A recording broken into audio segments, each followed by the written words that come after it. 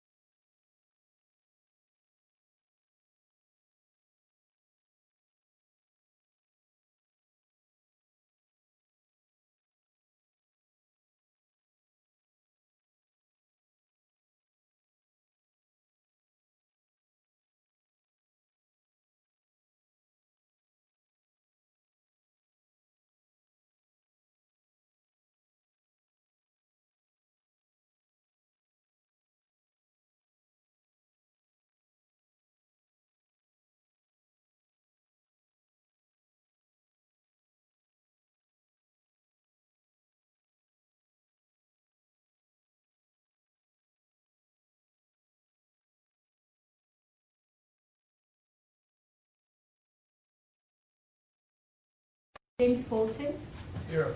Karim Gongara, Present. Paul Kramer, Paul, you're here. Oh, yeah. Esther Lynn. Here. Good, so we have a quorum. So this is our Committee on Operations and Management. Good morning. We have a short but interesting agenda. First, do we have any public comment? Anyone would like from the public to make generally about anything to do with operations and management? We'll cover it on each agenda item as we go through it. And then financial analysis report as of December 31st, 2017. Greg, what do you have to report? Thanks, Karen. Sure. So this will be my a regular periodic reporting of the financials. What you have before you is what I'll call sort of the quasi-final financials for the 2017 year period. I say quasi only because these are not the final audited financials. I don't anticipate that there will be any significant changes between now and the final audited version that comes out, but this is the one that was most recently provided to us by the finance department. So I will hit on some of the highlights and happy to address any questions that you might have. In terms of where we ended up at the end of the year, on the revenue side, we were about $770,000 short of our revenue projections. And on the expenses side, we were favorable by about $500,000. Just very quickly on the revenue, I don't think there was anything there in terms of falling short of some projections. Really, I think what you're seeing there is our lack of ability to kind of perfectly project what the revenues are going to be in any given period. And I think the easiest example I can give you is that if you ask me right now what I thought the final number of test takers for the July 2018 bar exam would be, I would be not guessing completely, but clearly what I would typically do is to use past numbers as sort of a guide, and that's ultimately how we budget at the start of the year. But if you recall last July 2017 bar exam, we ended up having almost 1,000 more than we had initially projected. I think a large part of that had to do with the new two-day exam format. But once again, I think that sort of highlights the difficulty of trying to project what the numbers are going to be. So that's a long way of saying that I don't think there's anything in terms of the financials that you should be concerned about, that we didn't hit certain numbers or that expenses were out of control. Some of the, on the expenses side, what you're seeing here is that we, once again, had about 1,000 more applicants for the July 2000 bar exam, which is good for the revenue side, but on the expense side, when we learn of sort of big changes like that pretty much at the last minute, we're scrambling because we have to find additional facilities, additional space, proctors, temps, etc. And when we're doing that at the last minute, typically the costs are going to be higher. So to use an example, for the facilities, we typically contract out 18 to 24 months in advance. But if we're in a position where we have to find additional space because there are last-minute additional test takers, the cost to secure that space is typically higher, and we see that on the expense side. The other thing that I'll remind you of is we had a number of bar exam studies that occurred last year, which is obviously adding to the expenses. And then we also had a new fingerprinting protocol and procedure, which added to the actual fingerprinting expenses as well. So I think overall, a good year from a financial standpoint. We've already budgeted for 2018 going forward. 2018. And once the final version is released, we'll go ahead and circulate that as well. Okay, great. So first of all, do we have any first public comment for this item? Okay, committee comment? Paul? Question, overhead's up by roughly 50%. What's that about? I think what you're seeing there is a few things. Number one, the bar exam studies that I had mentioned is going into that overhead number. And then also, Amy Nunez isn't there, and I'm not suggesting that her salary is making up a big part of that, but she's in those numbers and she wasn't in the prior years.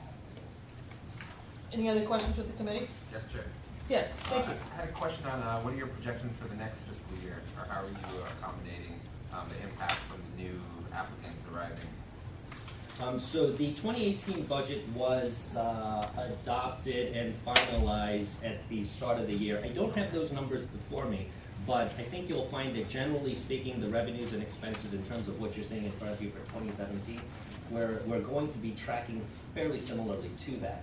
In terms of the overall numbers, especially related to the bar exam, I think we projected flat to slightly down this year, because once again, we thought that kind of the novelty of the two-day exam format, which was new last year, would probably wear off a little bit. What we're seeing right now in terms of applicants for the upcoming July exam is a little bit under where we were last year, but I think it's still a little early to make any conclusions. And so is there any loss of services or any delay in services for the fact that we didn't budget accordingly, or are the services still rendered without, or how does that process work? Help me understand your question. So basically, there's a testing accommodation needed. Is that still provided even though we don't have the according budget for it? Or does that delay the service until we get the funds appropriated? No, it's all set up front. The Okay. budgets are created, yes. Good. Any other committee questions? I had a few questions just from this, Greg. Sure. So I have yet to see any breakdown as to the cost of the bar study for this last year. I think that's something we should have. I think from an accounting point of view, it's been a long time since I took accounting, but I don't think a specific item like that goes in overhead, and I know that's not your call. I think that that should be broken out. It was something that we knew when we approved the exam, that generally to do the bar studies, when we passed them in December 2016, it was going to cost more. And of course, that became a bigger and bigger chunk. But we don't know what, even today, even though we are responsible for overseeing it and making a recommendation on it, we today do not know what those costs have been for the bar studies that really occurred in 2017. Moreover, we don't know what is budgeted, if anything, but for the ongoing studies that we know are going on, such as we know, because we heard yesterday in Rules Advisory Committee, the plan is, as I know, to do the job analysis. Now, I'm assuming that the admissions department is going to be allocated most, if not all, of that expense, but I have no idea what that budget is. So we don't know. So when I look at this, like Paul points out, significant jump in overhead. I don't think from an accounting point of view, bar studies is classified as overhead by any stretch of the imagination. So I think that's something I think we should at least know about. And then the other question I had as it relates, which didn't make sense to me, is I know we have a budget every year in terms of what we're forecasting for applicants, right? And we've been waiting for the drop because we keep on seeing the declining market. We haven't really seen it. But what we had last year is we had 1,000 more applicants in July. Now, I may be a simple person, I came from Elk Grove, but when I do that, that sounds like you probably have an increase in revenue, but we don't have that increase in revenue. So that's something I don't quite understand as to how we have that. So, I mean, and I appreciate the, I like having it in a one-page soundbite, but there's a few more details that, at least from my point of view, when I'm chair, it seems like there's more questions than answers. So I don't know if you have any further comments on that. Let me address your second point first. First, I'm certainly happy to provide any additional details that you would like. That's very easy to do. The one point that I would remind you of, and you probably don't remember this, is that there is a process during the middle part of the year where the initial budget or forecast from the prior year is actually looked at again.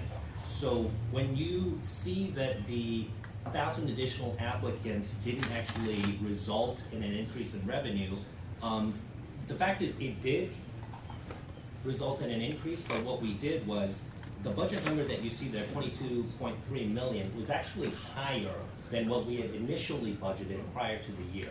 So in other words, when we saw the trend, this is back in mid-2017, that the number of signups for the applicants were trending higher, finance, as part of its normal process, will allow the business units to look at those budget numbers and adjust them based on what the first half of the year is. So that number is actually a revised number, taking into account what we saw in terms of the number of applicants.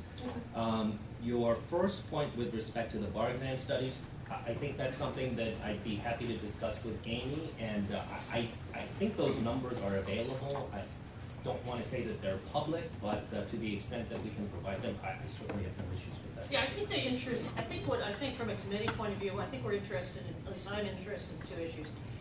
I assume there's some staff, such as Orion, that we know has taken a large role in that. So I'm assuming there's some allocations of time or salaries devoted on admissions things as far as studies. The other thing we don't know here, we have a lot of consultants that have been involved. And we know we're going to have a lot of consultants involved in 2018 for this job analysis study.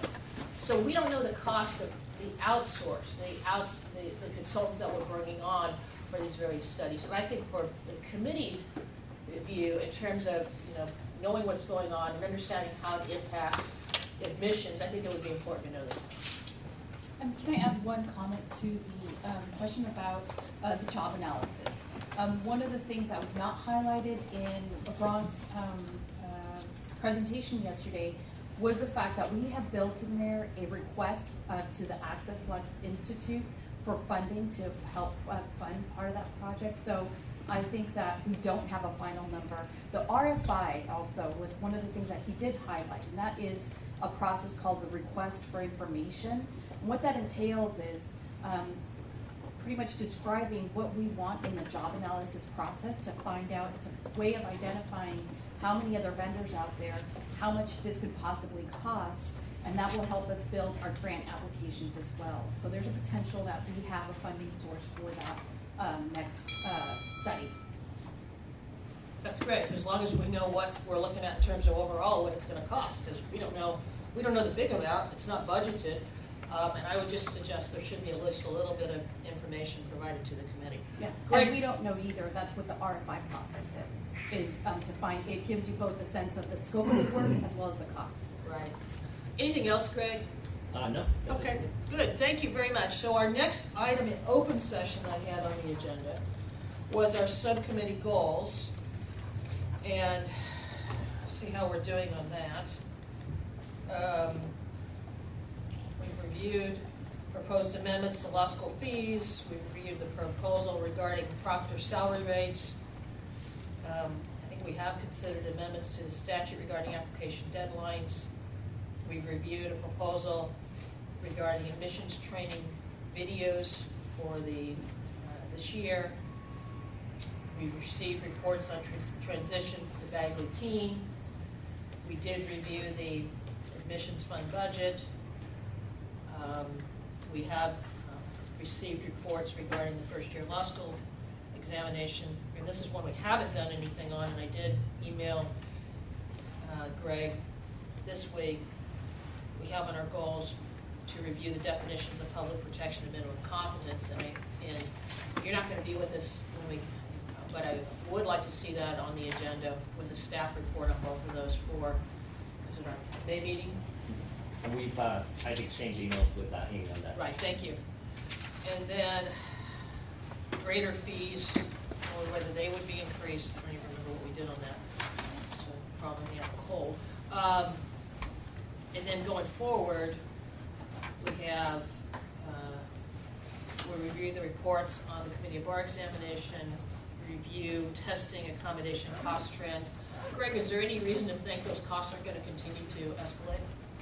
I don't believe so. I think those trends have consistently ratcheted up by, don't quote me on this, I think it was 3 to 4% per year, and I don't see anything on the horizon that would lead us to believe that that trend is going to change. Right, that's something we're going to have to deal with. And so, going forward, we have supposed to be on the horizon the production of the admission training videos, and then proposed guidelines for interpretation of the admission rules. And then hopefully in June we receive information on the Ames project. That'll be fascinating. And then on a monthly basis we consider petitions regarding policies and procedures. So I think we're going okay in terms of what we're doing. That's what I have for open session. Paul, did you have any other comments? In my view, Bagley-Keene's not quite over. I think that's true. I mean, we're having a presentation today, and then there was a lingering question. I think my impression was it was held over to a future meeting from our conference call about what we want to do with committees. So, is that something we should have on maybe on the next? I will say this, I wasn't responsible for this agenda. I was somewhat surprised that given our discussion both in the was it early February and then the follow-up February 20th meeting, where there was obviously concerns by the committee as a whole of what we're going to do with committees. I was surprised that there wasn't an agenda item in this committee for how we're going to structure the committee. So I thought it was coming back. I thought it was clear, and as I said, this is the problem with conference call meetings. I thought it was clear from that February meeting that we were going to have further discussion on it. I would have thought it came out of O&M, but it's not on the agenda here. So it was. I think it's got to be on the agenda for the next meeting. Yeah, and I think after we have our back routine discussion today and we think about it and we go through some of these meetings as we are gradually figuring it out, it might even be good, not such a bad thing to wait another meeting or two. Yeah. So then we have maybe a better understanding of how it's actually going to affect us. Because, in my experience, a lot of people have trouble speaking hypothetically about things, and they can only really relate to them, when they see how it's going to affect them in the here and now, or experience a little of that. Yeah, I think that's true. That's good. Any other comments from our fabulous subcommittee on our goals so far this year? Okay, hearing none, I think I'm ready to go into closed session for the rest of our committee.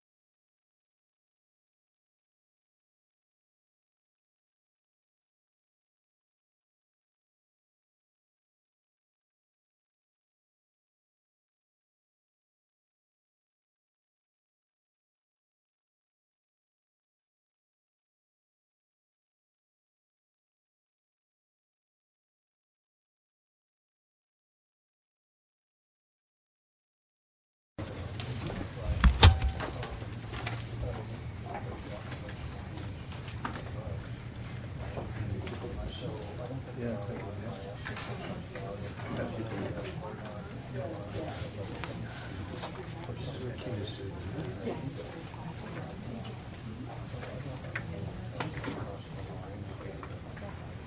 like, I stopped myself. There's no, there's nothing on over there. So next time that's for 115.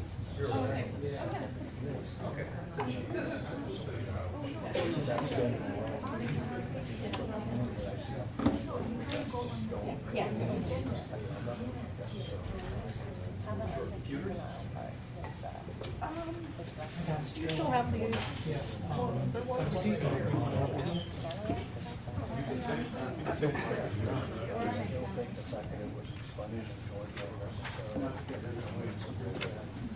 I'm the one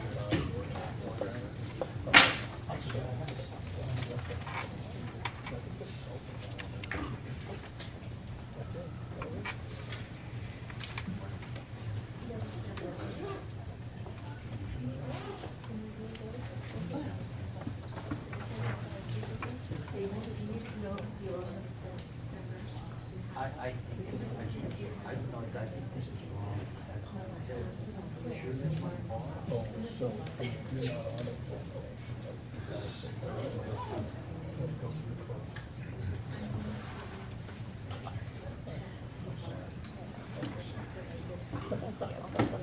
Perhaps it's just the hard girl father.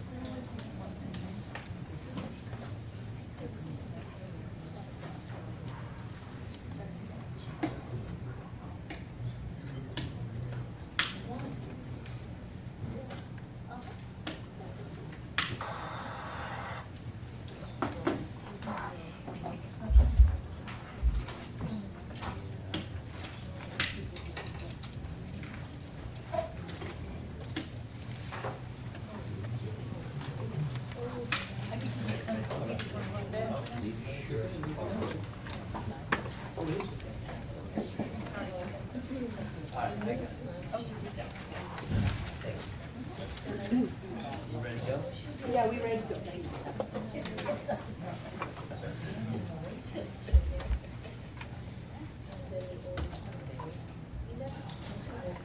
All right, good morning, everybody. This is the time and place for the subcommittee on examination meeting. Today's Friday, March 4th. Let's call for, have roll call, please. Dolores Heisinger, Here? Angelique Agakep, Here.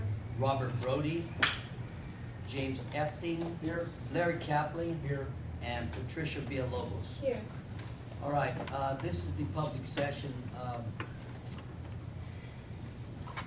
And anybody who's out in the public, if you'd like to make a comment, you are allowed to do so, but we are limiting that to 3 minutes. Let's go first to the 2017-2018 subcommittee goals, which is attachment 0200. Has everybody had an opportunity to read and review the subcommittee goals? Are there any additions or corrections to these particular goals? If not, is there a motion to adopt the goals? So moved. Okay, all in favor? Any opposition? None being heard, motion carries. Looks now like now we're going to go into closed session.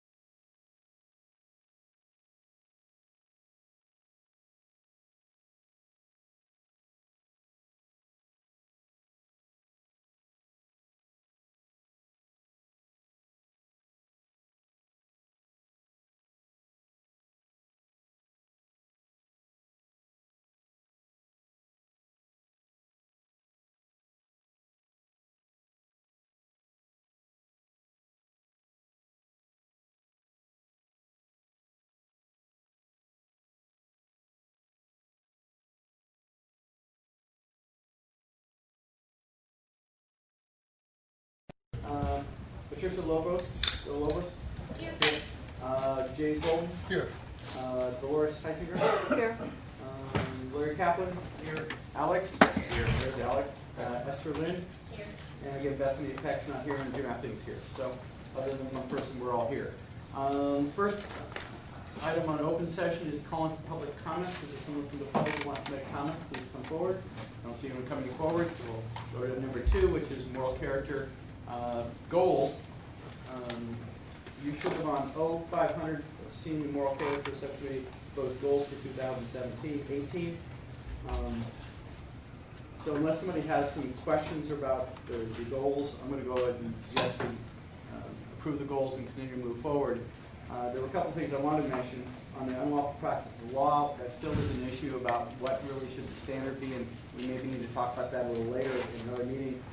And then you raised earlier a question about whether or not we should kind of look at, evaluate whether LAST is doing a good job, so we might put that in the goal. So that's all I have for open session of moral character subcommittee. Anybody else have anything else? Okay, we'll consider that a closed open session.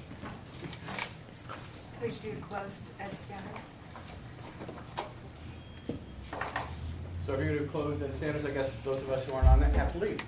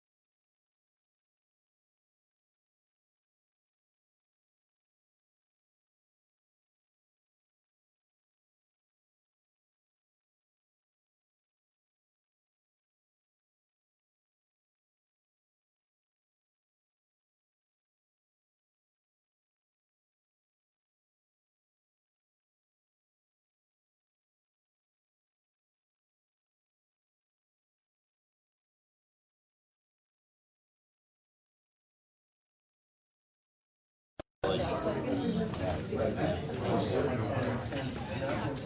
you think? What do you need it for? We're processing more like high-end video.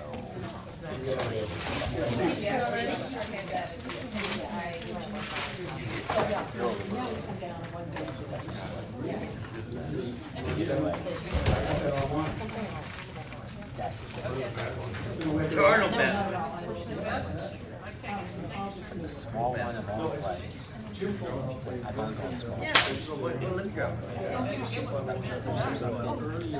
then it was just like it felt small. You know what I mean? Because I was using it for just like oh cool. So the track on the bigger end. I mean, I work with it. It works out fine. When you tell me they're available, I figure out which is the right one. Yeah, I print those. Oh my god, my God is working. Your mic is still on. Oh man, you're the king.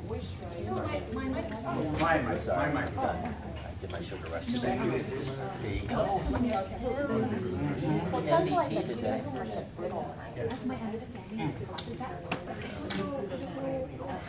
Good job, Candy. Yeah.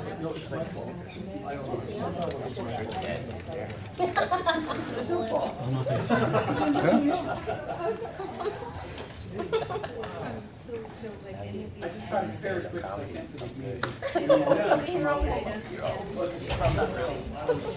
Who's the evil person? Me.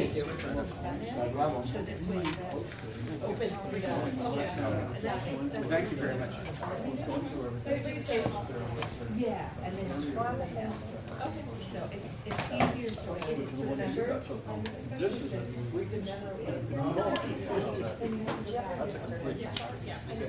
members. Yes. What was approved today but I'm thinking, Right now, I feel like where I still have it, but it's just like some of those building models. You know about that? Where all of a sudden things just like something on your screen. Extra time, which is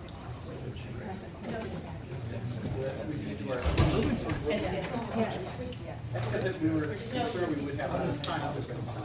So this is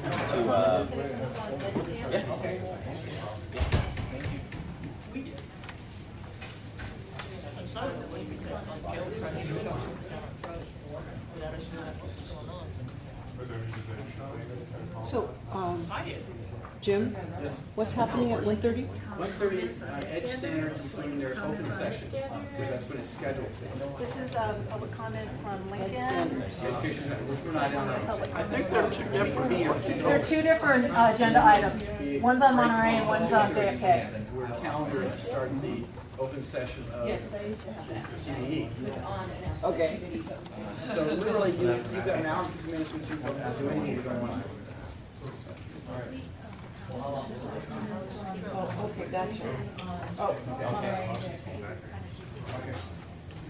So, by the time the regular meeting at 2:30 starts, we're supposed to be done with all the committee reports?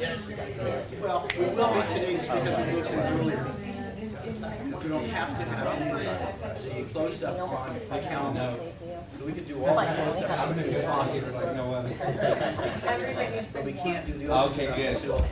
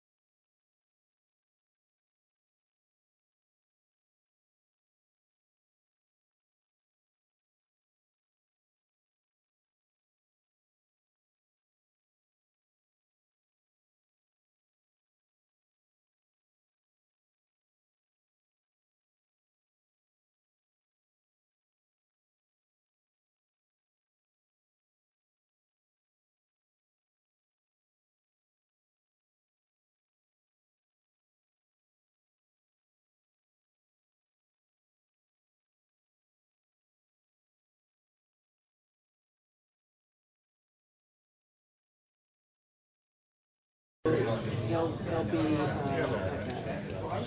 movement from one city to the next, a lot of traffic. Yeah. Amy? Oh, no, you can start. Yeah.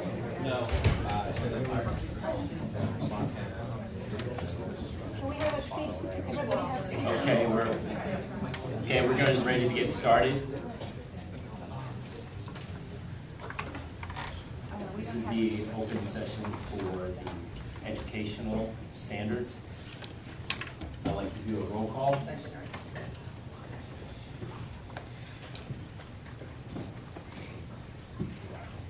Anjali Agatep.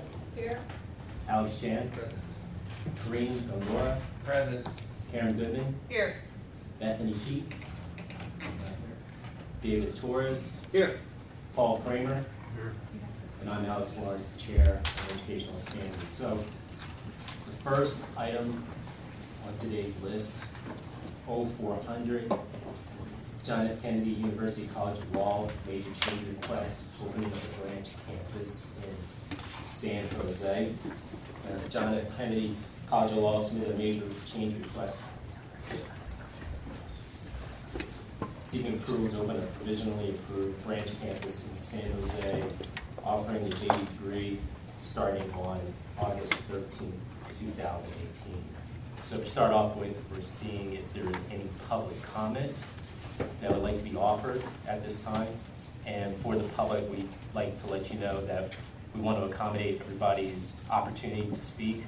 We want to ask that 3 minutes be allowed for that time frame to give everybody that opportunity.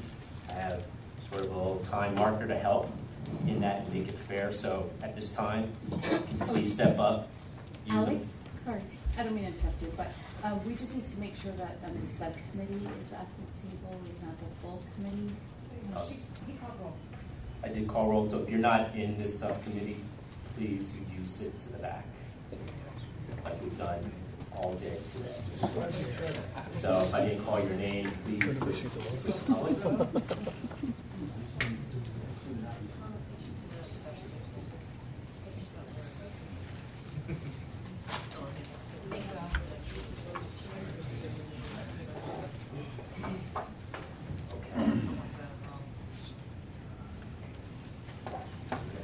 Thank you. So again, the floor is for the public. Mr. Chairman, with your indulgence, my comments are 4 minutes. I did my best to bring them down to 3, but I've got about 50 pages worth of stuff to summarize. Thank you.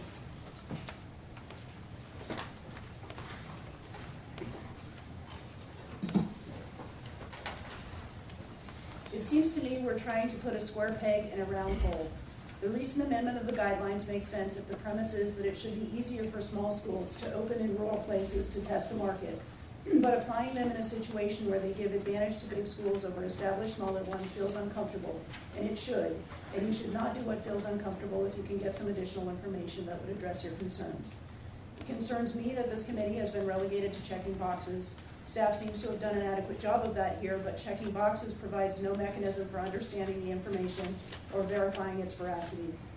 Looking a little deeper, the committee would see that Dean Barbieri tried a branch campus experiment in Berkeley with built-in students from a failed school but could not sustain it for more than 2 years.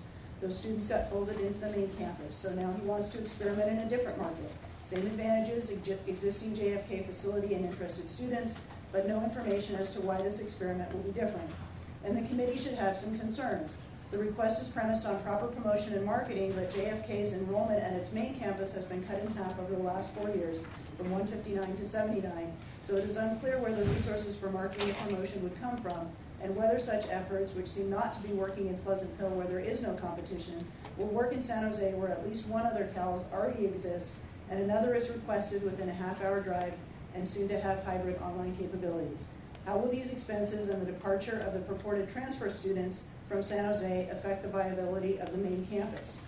It would seem the committee would want to get some additional information regarding the financial projections and long-term viability of this branch, and I would ask that you continue this to the next meeting to obtain additional information for your consideration. I think you owe it to the current and future students of JFK and also of Lincoln and Monterey College of Law, since what one does would seem to affect the others now. Such a continuance would also allow time for the Office of General Counsel to finish producing documents responsive to my public records requests, the first of which was submitted more than a month ago. I am told they will not have documents until the 28th. Given that I seem to be finding information that the committee should be considering and that was not requested by staff, it would seem highly unusual for this committee to make a final determination without knowing what the full set of documents might reveal. Also, it seems patently unfair that the State Bar will hold public documents and then enter a decision over my objection if my objections might have been better supported by the documents I've asked for. Finally, there is a lot for you to consider in the memorandum I put together regarding this matter. It addresses the antitrust issues, the pending legal matters that I think should also give you reason not to move forward, and more detail on the JFK representations I've had to summarize above. It was not my choice to hand this to you on the day of the hearing. I tried to get it disseminated on Monday, but the Office of General Counsel said it could not be done.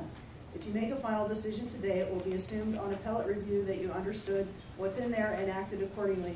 More importantly, the information expands your choices in terms of what decision you might like to make but think you can't. So if you're thinking you have some concerns about being pressed to check the boxes here, continuing this to the next meeting might allow you to get some answers. I won't ask for a further continuance on evidentiary grounds from there if you can come up with a way for me to get you the documents I think are relevant for my public records request in time for you to review them. Another 30 days would be a total of 90 days from the date of the first meeting. That does not seem out of bounds with respect to a decision that will likely affect the students and future students of 3 separate schools. If JFK is concerned about time constraints, they are constraints of its own making and can likely be mitigated. And if this committee is tempted to check a box over getting important information relevant to its public protection mission, that should be a huge red flag. If you can't say yes today, feeling comfortable that you know all you need to know to protect the public in this instance, and you would have to say yes simply to comply with the guidelines, then just say no. Don't be bullied by the guidelines into going against what you know might be right. Thank you. Thank you. Are there any further public comments?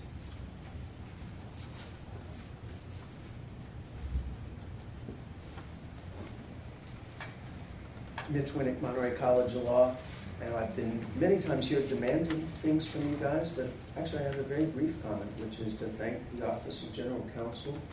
I thought they did a very difficult question related to antitrust and provided the people of the state of California, as well as this committee, and the California law schools, a very clear and concise answer as to the question of how to apply antitrust to the issues of branch campuses. So I'm just here once to say thank you. It's a very nicely done job.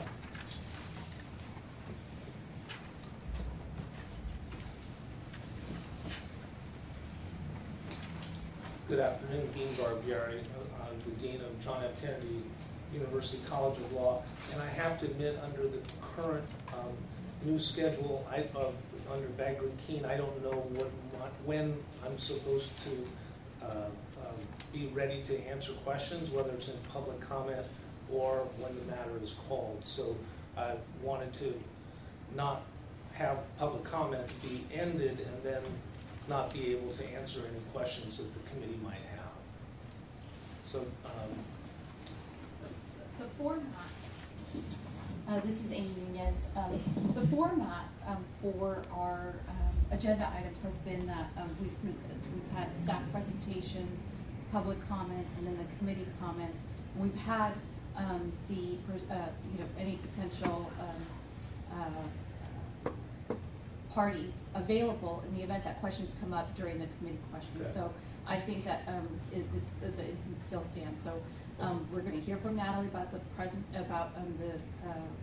the proposal after public comment, and then open it up to the committee. And if questions were arise and you're available, then you'd answer those at that time. Okay, thank you.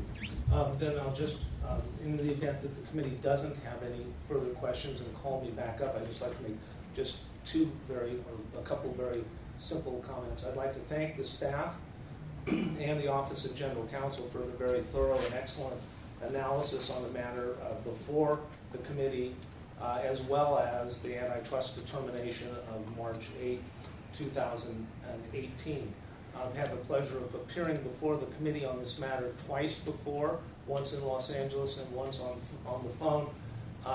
And as I said, during each one of those, it's very difficult for me to listen to the Dean of Lincoln San Jose come up with a laundry list of misstatements, and I really don't want to belabor it with you, but if you have confusion or uncertainty about some of the facts, I'd be very pleased to tell you what the true and accurate facts are, such as, again, she's claiming that we had a failed campus in Berkeley, and as I mentioned before, the campus in Berkeley was established in conjunction with the work of the committee to come up with an emergency campus to provide a forum for those students who lost a school when New College of San Francisco was had to go out of business, and we taught out those students at Berkeley and then merged everything in Pleasant Hill. I use that only as an example of the types of misrepresentations that the Dean of Lincoln San Jose has continued to bring forward, not only before the committee orally, but also in her written presentation. So if the committee has further questions, I don't want to belabor all of the misstatements and inaccuracies that she has done. I would, if you have specific questions, of course, I'd be very pleased to answer each and every one of those with the true facts. Thank you.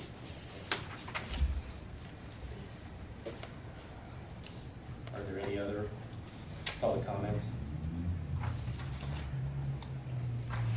So wanted to, for the committee discussion, before we get into more question and answer, just as a reminder, this is something that's come up in previous discussions by the committee on February 2nd and February 20th. You have the attachments and report public comments, public documents that shows you a request by JFK. I asked George also to provide some commentary, brief commentary on just a little bit of history of how we got here, but before we open up to the committee discussion questions, George, you have any comments? Well, just briefly, I mean, for the record, I would object to George making comments.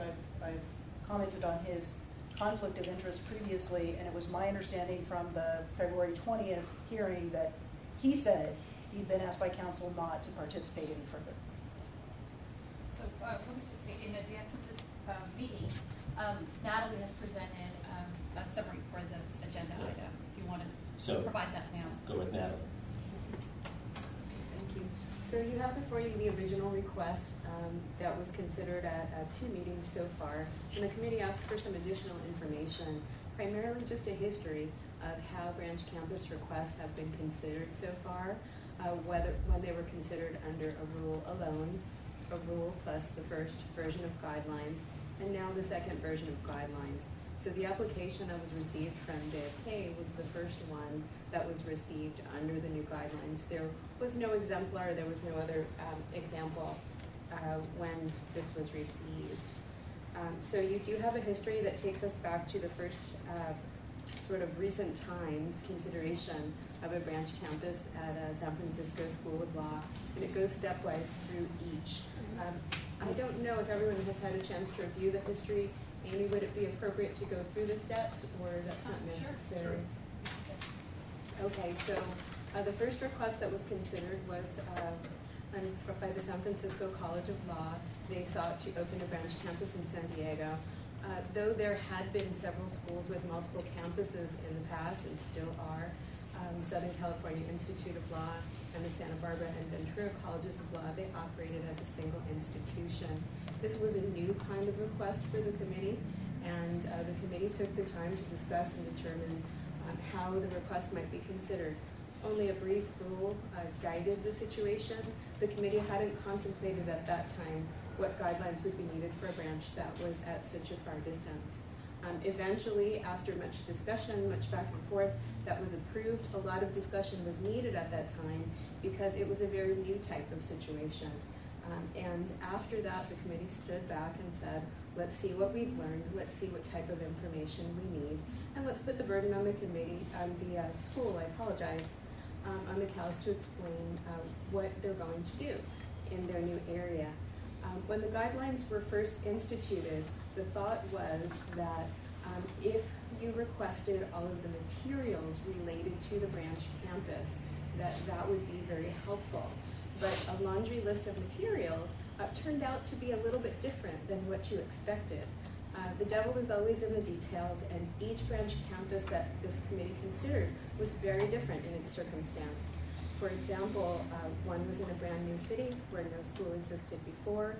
Another involved the purchase and assumption of assets from a former unaccredited school. Several branch campuses were considered in the same city at a given time. And so outside of the manuals, the circumstances were what became important. And each circumstance was very different. So very quickly, we sat down and said, you know, our goal hasn't changed. What we want to find out is the same. But we need the guidelines to be more broad. We need the school to be able to explain exactly what they're going to do. Speculative manuals really don't give the community the information that they need, especially because certain things can't be determined in advance. So for example, it's very difficult for a branch campus proposal to include a faculty list. It's very hard to list by name faculty who may come online if a speculative branch is approved. So they might not really reflect how the branch will look. So the new guidelines considered here for the first time really were designed to be flexible. So streamlined in the sense that they really were able to give the school the ability to say what's needed so you can see what will be happening, what the logistical plan is for the school. And in this case, ironically, after all of this, this may be one of the most straightforward requests you have seen. Here you have an existing school that was inspected recently in 2017 using existing space with existing faculty and an existing curriculum. So much of that flexibility that you sought and that you will probably often need was not necessarily needed here. After each time the committee has considered a group, you have really stood back and said, what have we asked for? Has it provided what we've needed? Have we had to go back and ask for more? It always would be prudent to do that and think about future requests. But here, with the request before you, it appears that you do have the information you need to make a decision, or should you need more information, there's the possibility to ask additional questions. Comments from the committee? Discussion? Well, I'll start. I have a question. Just a comment on this. So, I mean, I remembered when this branch campuses first came on my watch early in my years on this committee, and I was really concerned about the guidelines that were clearly deficient at the time. That it appeared to be literally a situation where the schools could, in a pretty perfunctory fashion, fill out the forms, submit them, and we didn't really have the ability to say no. They basically fill them out and there they are. That was my perception.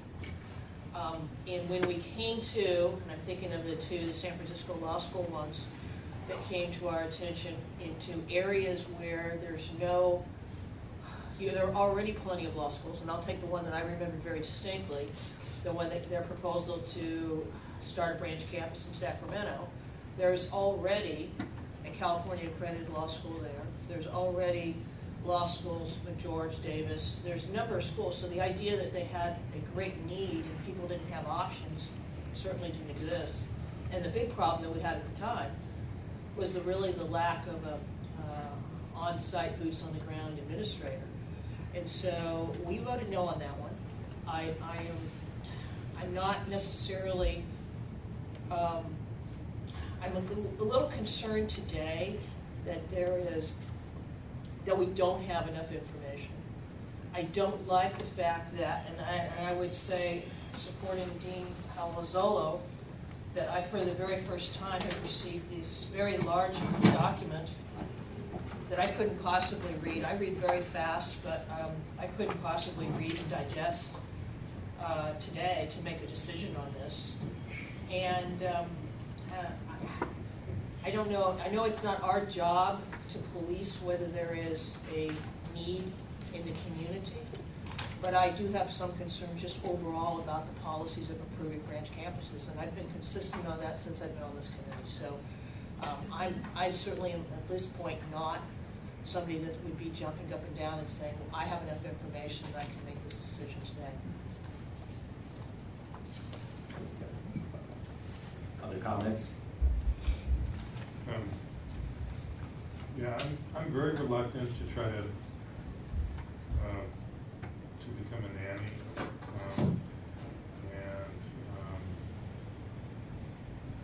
and try to prevent potential students from having access to schools on the basis that maybe it's not in their best interest.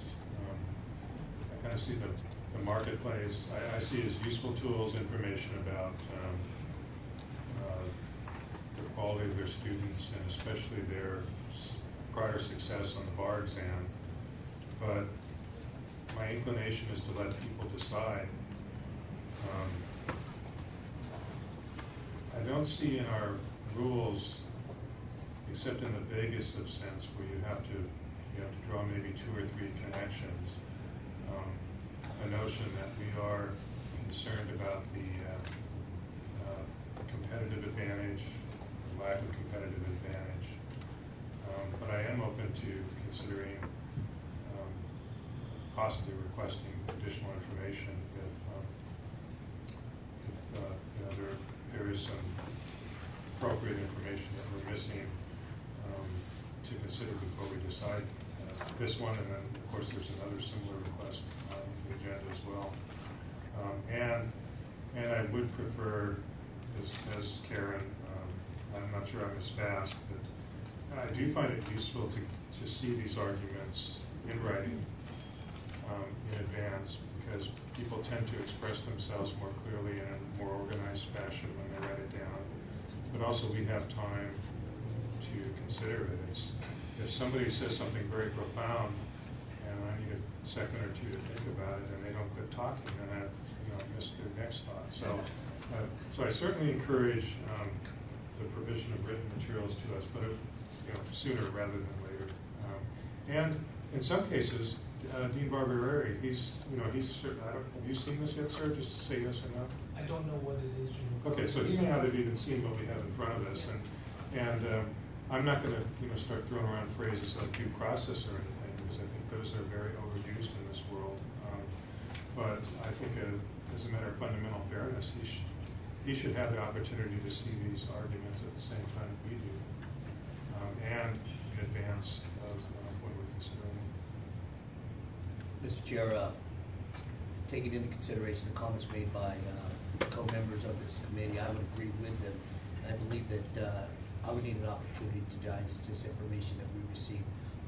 I would be making a motion at this time to perhaps table this particular issue until the next meeting, so that we can have an opportunity to review this as well as review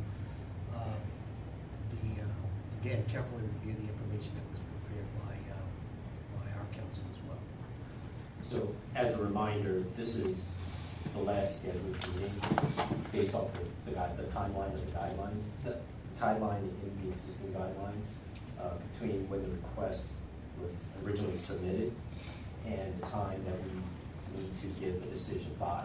I believe that is April 13th, in my notes. So effectively not making a decision today would be in effect vote for denial of the request, if I understand it correctly.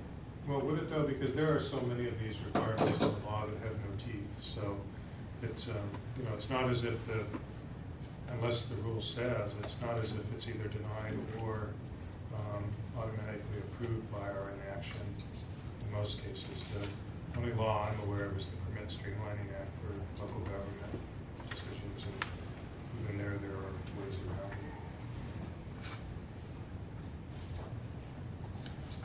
But if we are going to push it forward, we want to make sure, I think, today to also identify whatever those additional questions are that we have, so we don't have to do this again. So Alex, there is a waiver rule, Rule 4.109, that says a law school may request that the committee waive any rule, and the request must clearly show that the law school otherwise complies with these rules. The committee will allow a law school a reasonable time to comply with the rule for which it has granted a waiver, but a waiver is temporary. A request to renew a waiver must be filed with the annual compliance report. I'm not sure that that's right on. That is not. Yeah. Yeah. But I do have a comment, and hopefully that will give. Oh, I'm sorry, one more. There's also 4.111, extension of time. For good cause, the committee may extend the time limit prescribed by these rules. Perhaps that one would help in this situation. And again, the dates that we're working with are, we're working from the date that the school plans to open, which is in the fall. I think that's why it's 180 days before that this will reach. And then 20 days before we have. 120 days before. Sorry, I said 180. Alex, you had a comment? Yes, more than a comment. So before I go into the detail of my thoughts on this request, Mr. Chair, I want to take a moment to take a step back and remind ourselves what we do. And most would say advancing justice is really our foundational principle, but advancing justice is not all that we do. One of the guiding principles is our commitment to ensuring that the public is protected. A cornerstone of this goal is really our responsibility to protect the public, including consumers of legal services and prospective attorneys. As some of you may know, the State Bar celebrated its 90th anniversary last year and adopted a transformative 5-year strategic plan. The plan outlines 5 goals, and to no one's surprises, the goal that the trustees ranked as the most important is public protection. The plan says, and I quote, "Protection of the public shall be the highest priority for the State Bar of California. Whenever the protection of the public is inconsistent with other interests sought to be promoted, the protection of the public shall be paramount." And so with this guidance, my dear colleagues, I approach this approval request from the public protection perspective.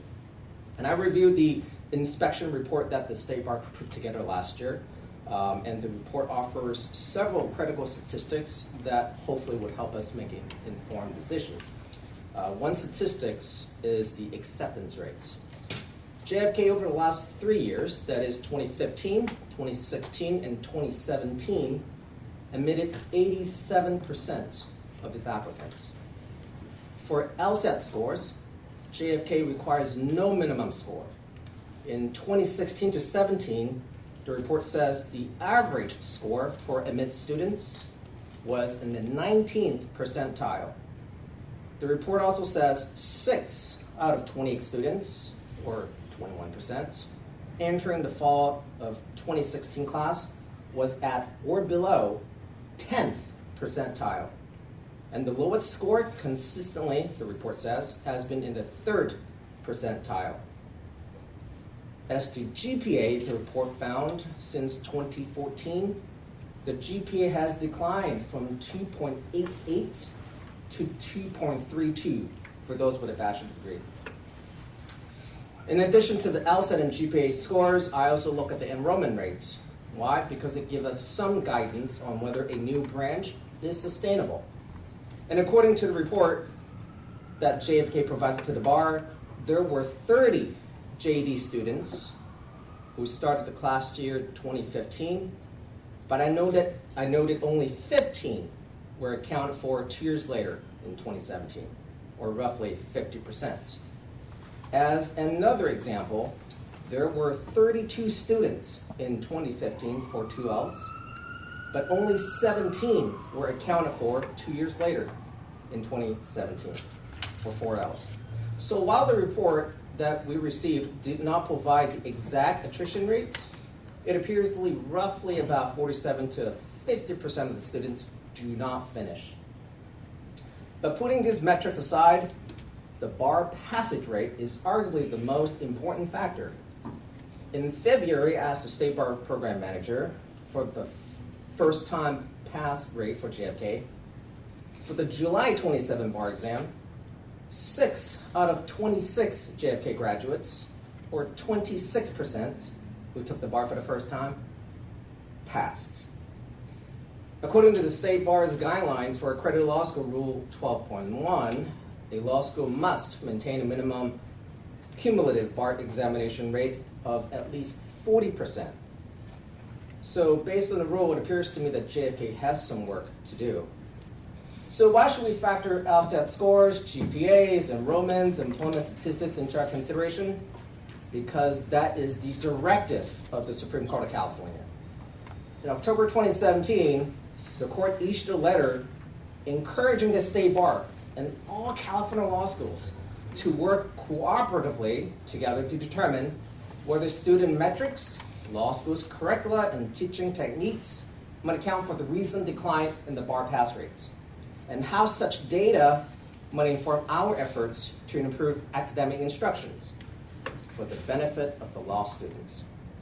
And this is why these factors are important, as they help us make better informed judgment on whether potential improvements in law school admission, education, and graduation standards could actually raise the bar pass rates. And as the court actually emphasized, the goal is to, quote, reduce financial hardship for exam takers and boost the availability of competent and effective attorneys across all demographics and for all Californians. But we're not the only bar to consider LSAT scores, GPAs, enrollment and employment statistics. I looked at other jurisdictions for instructions. And to no one's surprises again, the American Bar Association actually has publicly disciplined 10 law schools since August 2016 for enrolling students that it says are unlikely to graduate and pass the bar. They include some schools in California, and some of you may know, Whittier Law School is one of them.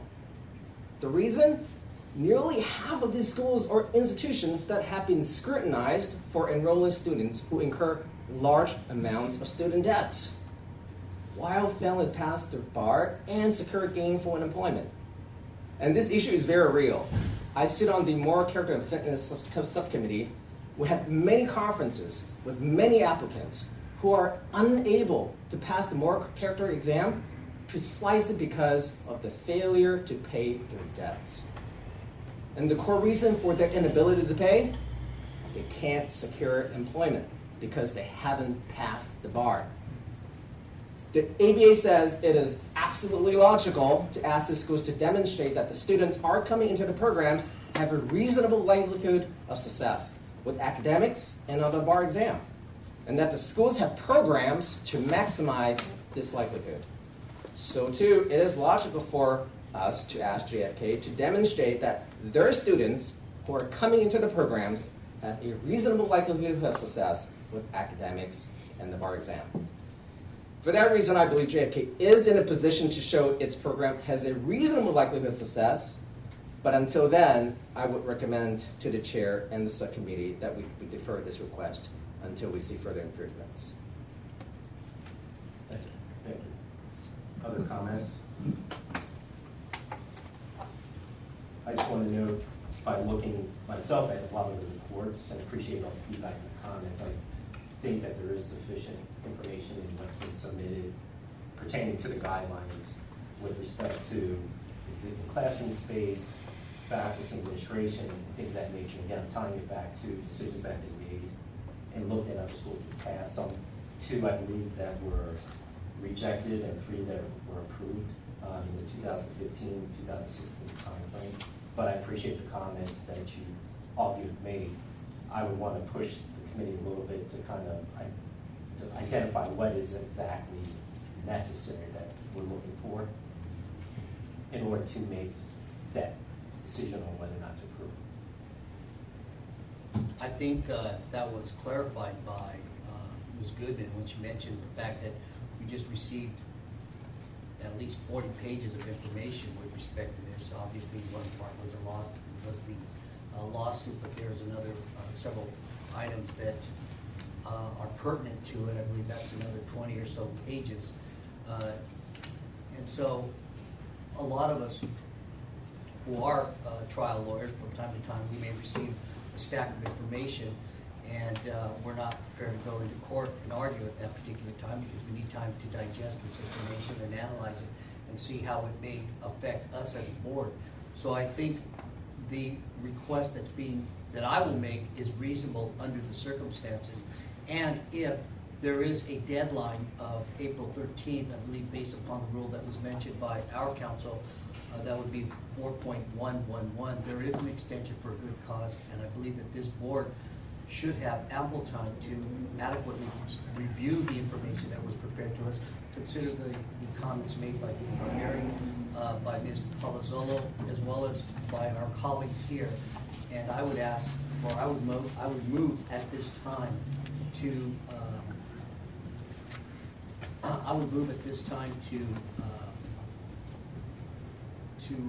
table this particular request until the 4th of May, which I believe is our next scheduled meeting. And also to extend the time for good cause? And to extend the time for good cause and for this board to consider this extension of time to review the additional information that is provided as good cause under Rule 4.111. I'd second that motion. Put to a vote. All those in favor say aye. Aye. Aye. Those who oppose? Any abstentions? So moved. Can I ask one question though, since I don't know if Dean Barbieri has had an opportunity to review these materials? Would you like to have an opportunity, because it's a staff, would you like to have an opportunity to be able to respond in writing to the materials and address the concerns? Obviously, concerns about the ability to be able to support this campus within the guidelines in the interest of public protection. I'd like to see something in writing, and I'd like to see something in writing not the day that we have to make this decision. Yeah, I understand. And in answer to your question, have I seen it? I don't. I've seen it lifted by you, and that's the extent. I don't even know who presented this. It certainly wasn't me, and I don't believe it was staff or general counsel. Is this something that the dean from Lincoln San Jose has presented? Yes. And so, just from a practical standpoint, of course, I'd be happy to respond. By continuing to postpone this, it creates real difficulties for us as an institution to enroll students as we had projected, because we can't market or any sort of promote the program. And if it's in May, makes it virtually impossible to establish an entering class for the August timeframe. As the comments were made about the statistics, I'd be very happy to address those, because I believe a lot of the statistics were not interpreted correctly, because you were assuming that we have just a 4-year program, because you were looking at the number of people from third year that didn't graduate within a certain period of time. I think you're failing to recognize that we actually have a full-time program that brings people to school, to graduation in 3 years as opposed to 4 years. And also, when you were talking about our bar passage rate, we have a cumulative bar passage rate of 62% as posted, which is far in excess of the 40% minimum bar passage rate that this committee has established as a determination of compliance with the rules and guidelines. And I'd also like to remind the committee that it was just last fall, after a very extensive 3-day site visit, and after consideration of all of the financials and everything else with regard to the university and to the College of Law, that the unanimous decision of this committee was that the law school and the university was in compliance with the guidelines, and another 5 years of reaccreditation was granted. So I do take exception to a lot of the comments about whether the public is being protected adequately, because I think we've demonstrated in our 50 years of experience that we have done that rather well, and the committee has agreed with that by giving the additional 5 years of reaccreditation. So, but yes, Karen, I'd be very pleased to look at that. I don't know what it is. I don't know if it's anything that was generated by me.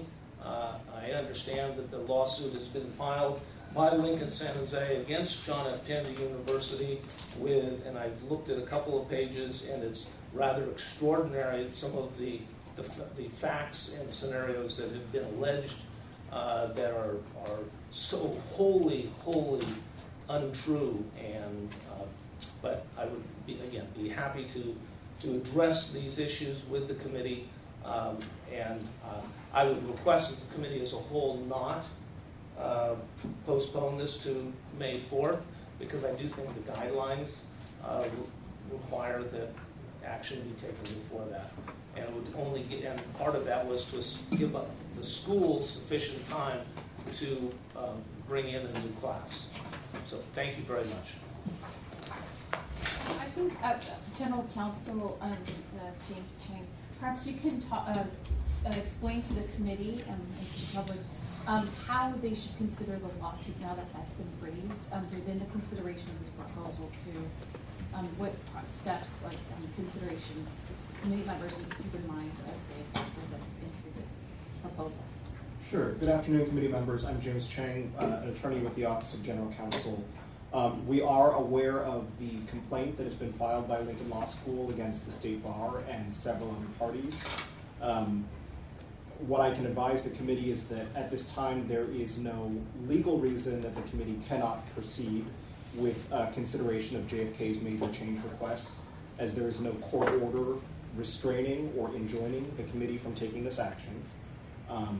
I cannot comment further on pending litigation in open session. However, I can say that our office has reviewed the complaint closely, and we have no reason to advise the committee at this time that action should not proceed as scheduled based on anything that's been alleged in the lawsuit.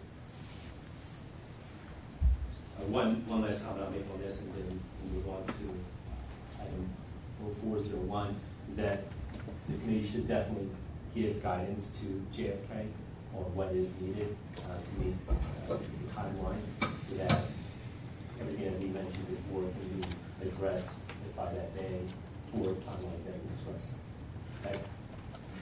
Mr. Chair, I would like to see statistics related to unemployment and employment. Both statistics are not available on or offline, at least not that I can find. So those are the two things that I would like to see. I would also like to see statistics for the last 5 years for all the LSAT scores, GPA, enrollment rates, however JFK wants to categorize them, but I would like to see a comprehensive statistics of their success, just for us to help us make better informed decisions. Sure, great. Those issues,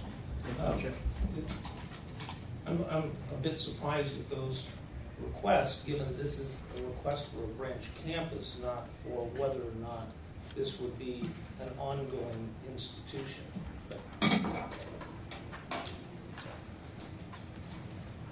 Well, again, I think what we discussed before is that we're going to give you the documentation that we submitted today, but the committee needs to give you further guidance on what exactly needed, not just from what Alex just mentioned, but also maybe in that document as well. Well, because my concern is, is this something that's going to be required for all of the Cal Bar schools, which is over and above what is currently required? But I do think it's important to recognize that this entire request is an anomaly. I mean, we rarely get 21-page documents that are public comments prior to a meeting. And so, this is going to be a little out of the ordinary, just an FYI. Oh, you said public comments of 21 pages? Yes. Is it from one individual? Yes, it's the same document that we keep referencing, and we'll get you a copy. Okay, thank you. I think we probably want, just Alex, just to help you out, I think we want a timetable as to when Dean Barbieri is going to be able to give us the written responses on that. I absolutely do not want to have the same thing happen where we get this stuff done.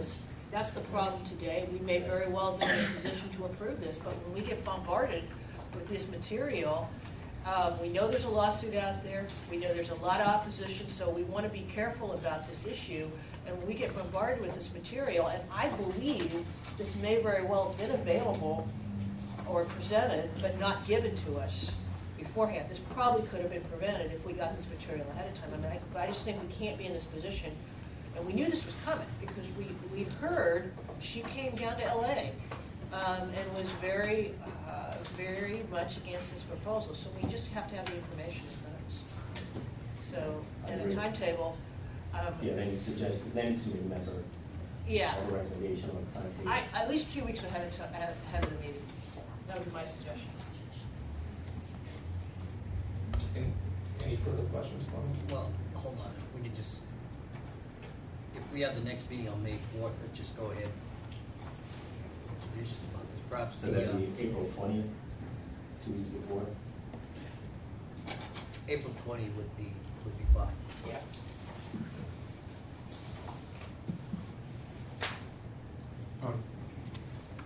Mr. Chair. Yes. So I'm hearing at least the hints of some doubts about the policies that are currently expressed in our requirements. And I'm wondering if we shouldn't schedule sort of a general discussion of that for a future meeting. I agree with you. In the proposed recommendation was to, I think what has been done in the past is to review the guidelines. But it would be after we consider these two items together.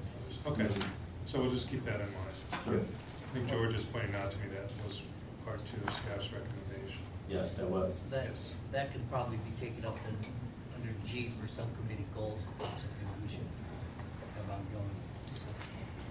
Mr. Chair, Yes. can I get some clarity on how we handle this discussion?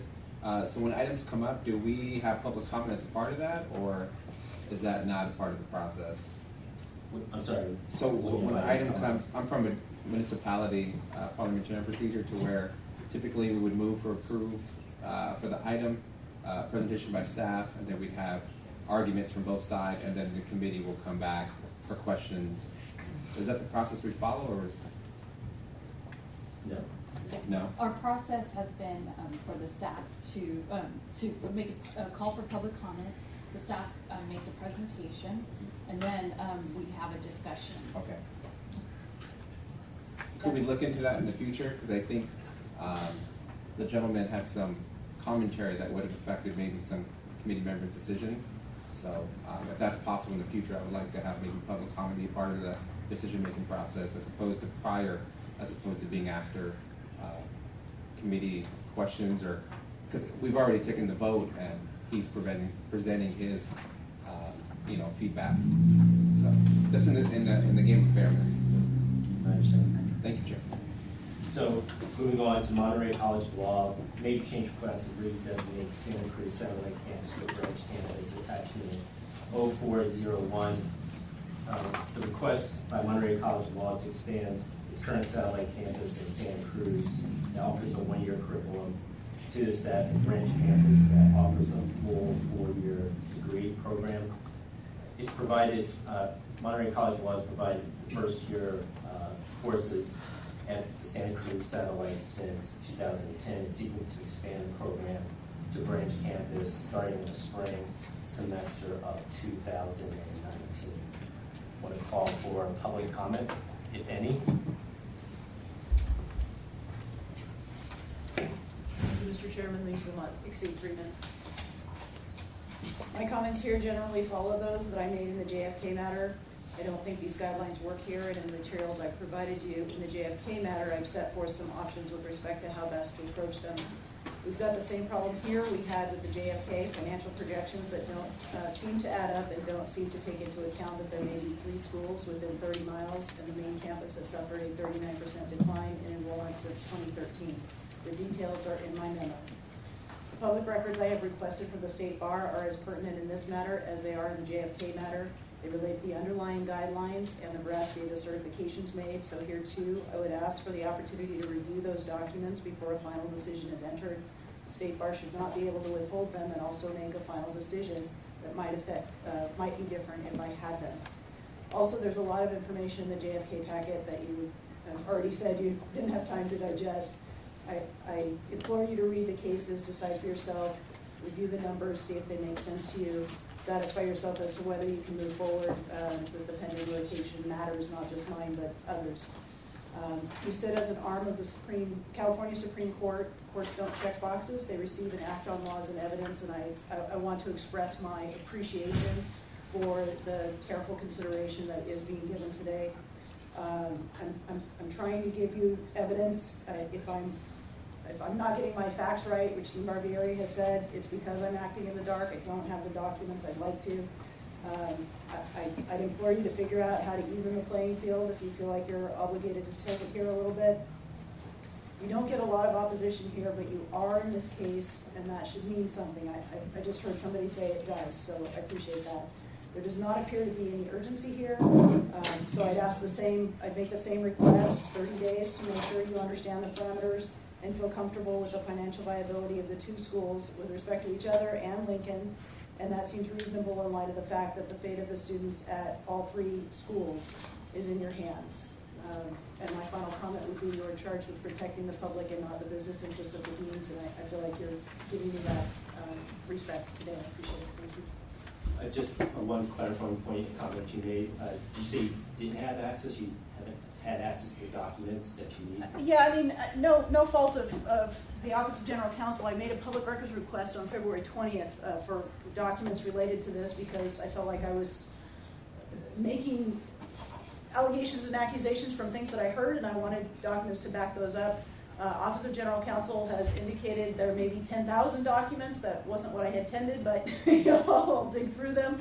They did make available a subset of those documents on March 12th, but I had asked to go see them, and I hadn't realized there were some personnel restraints that would only allow me to sit for about 2.5 hours and dig through them.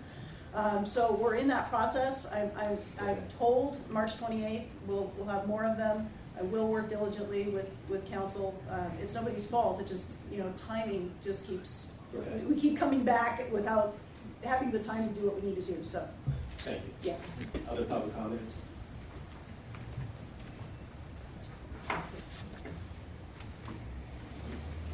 Mitch Winnick, Monterey College Law.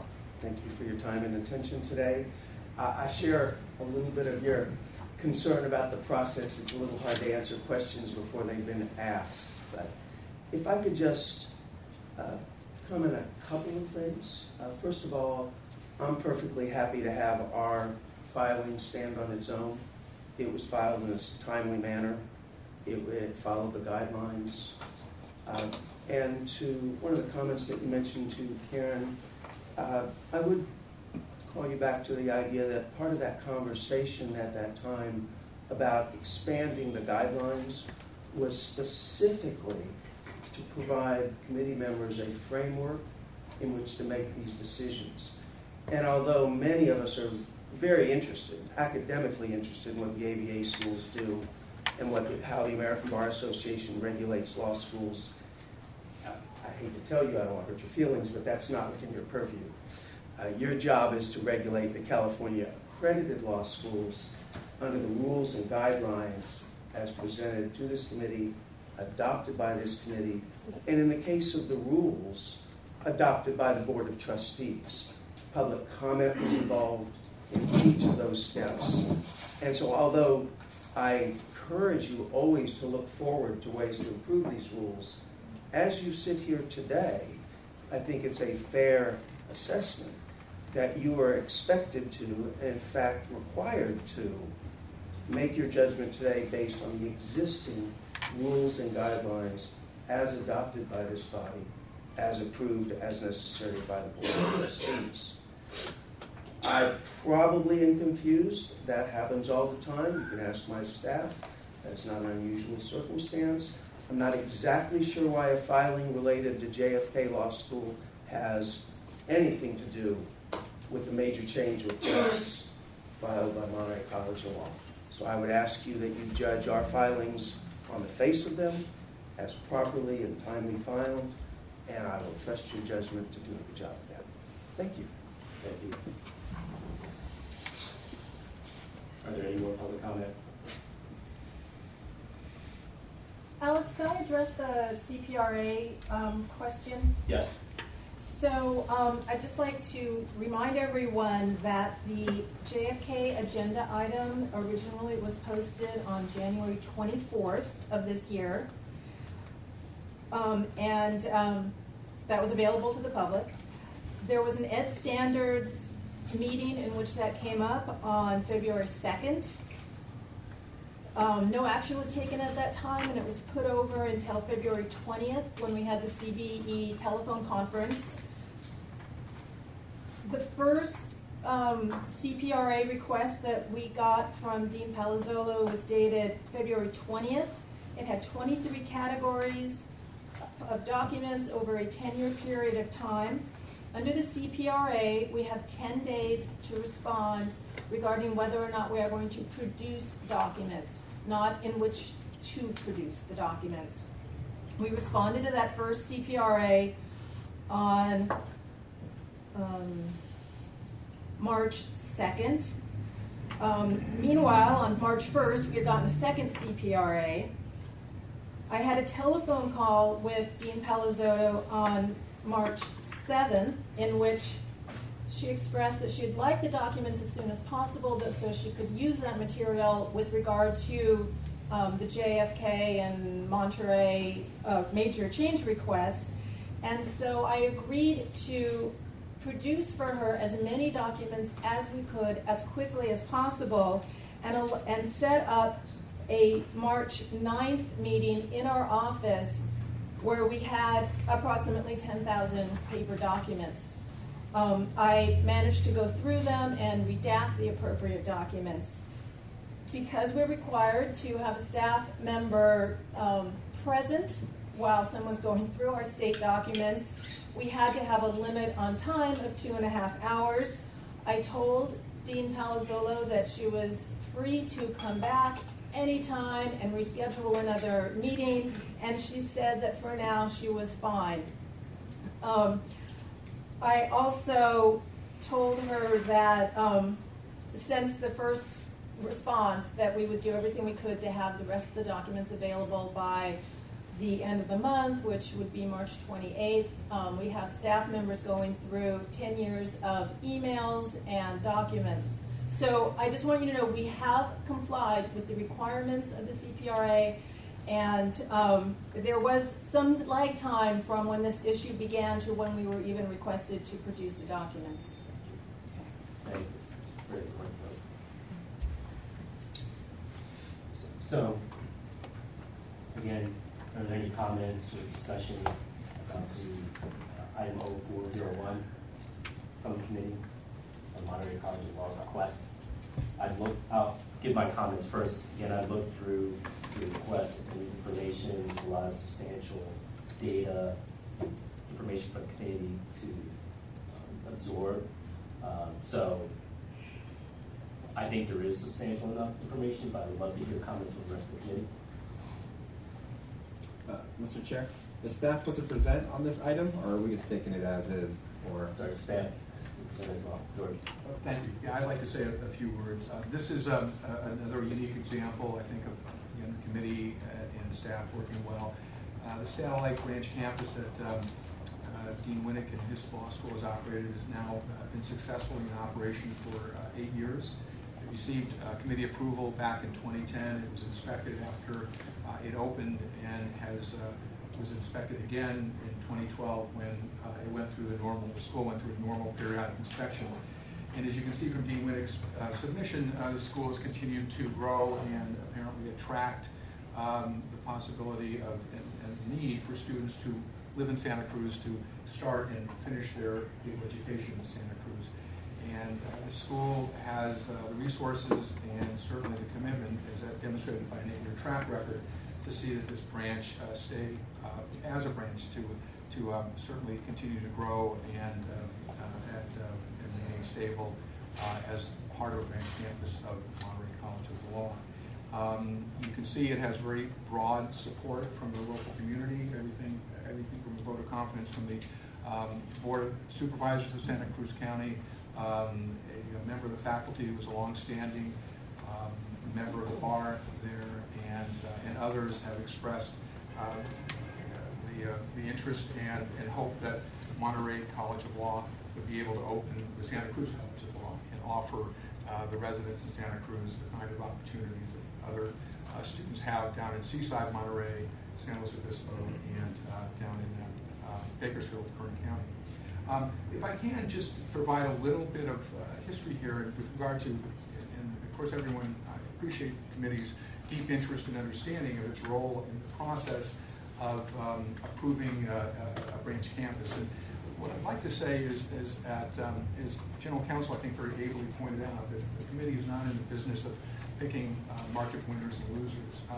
What the committee and the legislature has done, I think very successfully, for purposes of full transparency and public protection, is by law that now all of these Cal schools, all of the non-ABA schools in California, are required by law, and we, David and I, have very carefully tracked these schools. They have an information report form, and I would strongly encourage any committee member, before discussing and making comments about any of the schools that come before its purview, is to take a minute. They're easy to find. They're on the website by law. It's Business and Profession Code section 6061.7. It has extensive information with regard to academic standards, admissions, retention rates, employment statistics based upon self-reporting of graduates, and bar passage rates as well. And what I think the proper lens to look at these applications is that not so much to start looking at schools and as an applicant might choose one school over another. That's what free market offers the ability with legislative input to have public and applicants look at these schools and judge for themselves. The committee has augmented that because if you go to the State Bar website, you look at the statistics page, you can click on, and the CALs are the only schools. We have 65 law schools in California, and the CALs alone are required to post, and we publicize their cumulative bar pass rates.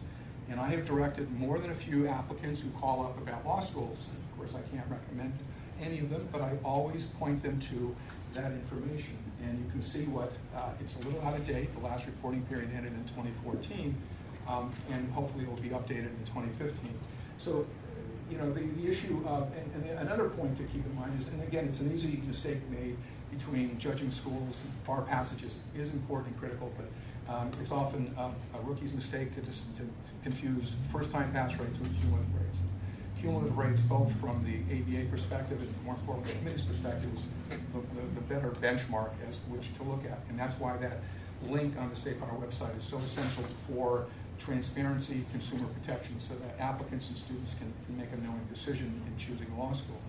And that's the last point, that there are a number of markets where there are competing CALs. So the competition among the CALs is nothing new. I know for a fact schools that were accredited in the 90s have made the free market argument to say the committee shouldn't then and shouldn't again make a decision whether or not any particular CALs would be successful or not successful.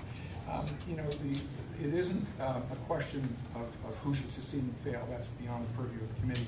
It really is whether these schools meet the accreditation standards and the branch campus standards. Here with regard to Monterey College of Law, in regard to the current pending application, I think it's amply clear, and I go through the analysis and you can see what Dean Winnick just said. So I would just caution that these are all interesting, relevant questions, but when it comes down, I hope to the committee's decision that the guidelines that have been worked on and refined are applied fairly, and the idea being that lots of information is out there, perhaps more so for the CALs than the other schools. So with that, I would stand by the staff's recommendation and happy to answer any questions anybody might have. Thank you, George. Question? George, I have a question in regards to any statistics or data we got. I've noticed this, it's a Monterey College has opened 2 other branches within the past 2 years. A little longer than that. San Luis Obispo started in 2015. Okay. And then Kern County down in Bakersfield started in the fall of 2017. So do we have any data on like first-time bar passage rates, graduation? Or Well, they're too new to do that. I mean, okay. And the other thing, thank you for the question, because it raises another point, is to, as set out in our rules and as applied, The CALs are institutions. They are to be judged, multi-campus CALs, and we have a number of them, are judged as a single unit when it comes to issues with these metrics: bar passage, graduation rates, retention, and the like. And while the schools will, and they do already, and I think Dean Palazzolo was kind enough to provide the committee with the annual reports of the enrollment from, for instance, Kern County Law School, and that's in her statement with regard to 0401. They opened with 16 students as of the day that they're opening in the fall of 2017. So there are some metrics with a new law school. It's the first year, so it'll take roughly 4 years. For instance, those 16 students, probably not all will stay with the school or graduate, but 4 years from now, you will be able to see, and the school will report to the committee annually in the fall of every year what those individual branch campuses have done. These are public records anybody has and clearly have asked for, and they're promptly provided. So again, it's a very long-standing committee policy and practice by staff to provide as much information that's publicly available. The last point is, and this is one of the more frustrating things, is that there are schools that have exceedingly low first-time bar passage rates. And no one is able to know that because the committee by law is unable to publicize that fact. That's a whole other issue with regard to bar report. And so it is, in my opinion, unfair sometimes for anybody making a point talking about another school's bar passage rate when their school's bar passage rate by law is protected from being disclosed, whether it was a 0% rate or a 100% rate. And that's something that the CAL's deans are aware of. Many of the committee members, or some of the committee members are aware of. So these are very nuanced questions, and it isn't always, things aren't seldom what they seem. Skim milk sometimes masquerades as treatment, just like guilt and solvent. And I think that comes up in cases where you might see some opposition to what one school is hoping to plan to do. So I guess my general concern is that looking at their growth model and seeing, they're opening these campuses, I guess, was that a part of staff's recommendation? Because I'm looking through it, I didn't see too much consideration to it. I mean, I'm new as well, so I'm not familiar with the rules and guidelines as I should be, but I guess that's the first immediate thing that jumps out at me. Well, I mean, in Santa Cruz, and I'll let Dean Winnick provide the details, but I mean, they have, unlike other brand new branch campuses that for instance, when the committee a year ago approved Kern County College of Law, again, at that point, Dean Winnick had made a representation. And understand another point that I think is lost in this is that the committee made a policy decision some time ago in amending these branch campus guidelines to provide the dignity and respect that the committee has for individual deans of these schools. And it is, in part, a leap of faith, where the dean certifies that here's what we're going to do and here's how we're going to do it. I'm confident, I recall correctly, that Dean Winnick had represented a year before the school opened, that he would have between 10 and 15 students. And as you can see from the data that's been submitted, he opened that campus with 16. So there is a leap of faith, but there's one that I think the committee previously, and I hope continues to rely upon, which is the good faith, honesty, integrity of the deans submitting these requests and these proposals. And that goes to any of the deans that are submitting matters before the committee. So the data with regard to Santa Cruz, they have a track record, and you can see what they've done. And I think it is a very fair statement to say that even when its representations looking forward come with even more credibility because of the history that this particular campus has. Thank you, George. Thank you, Jeff.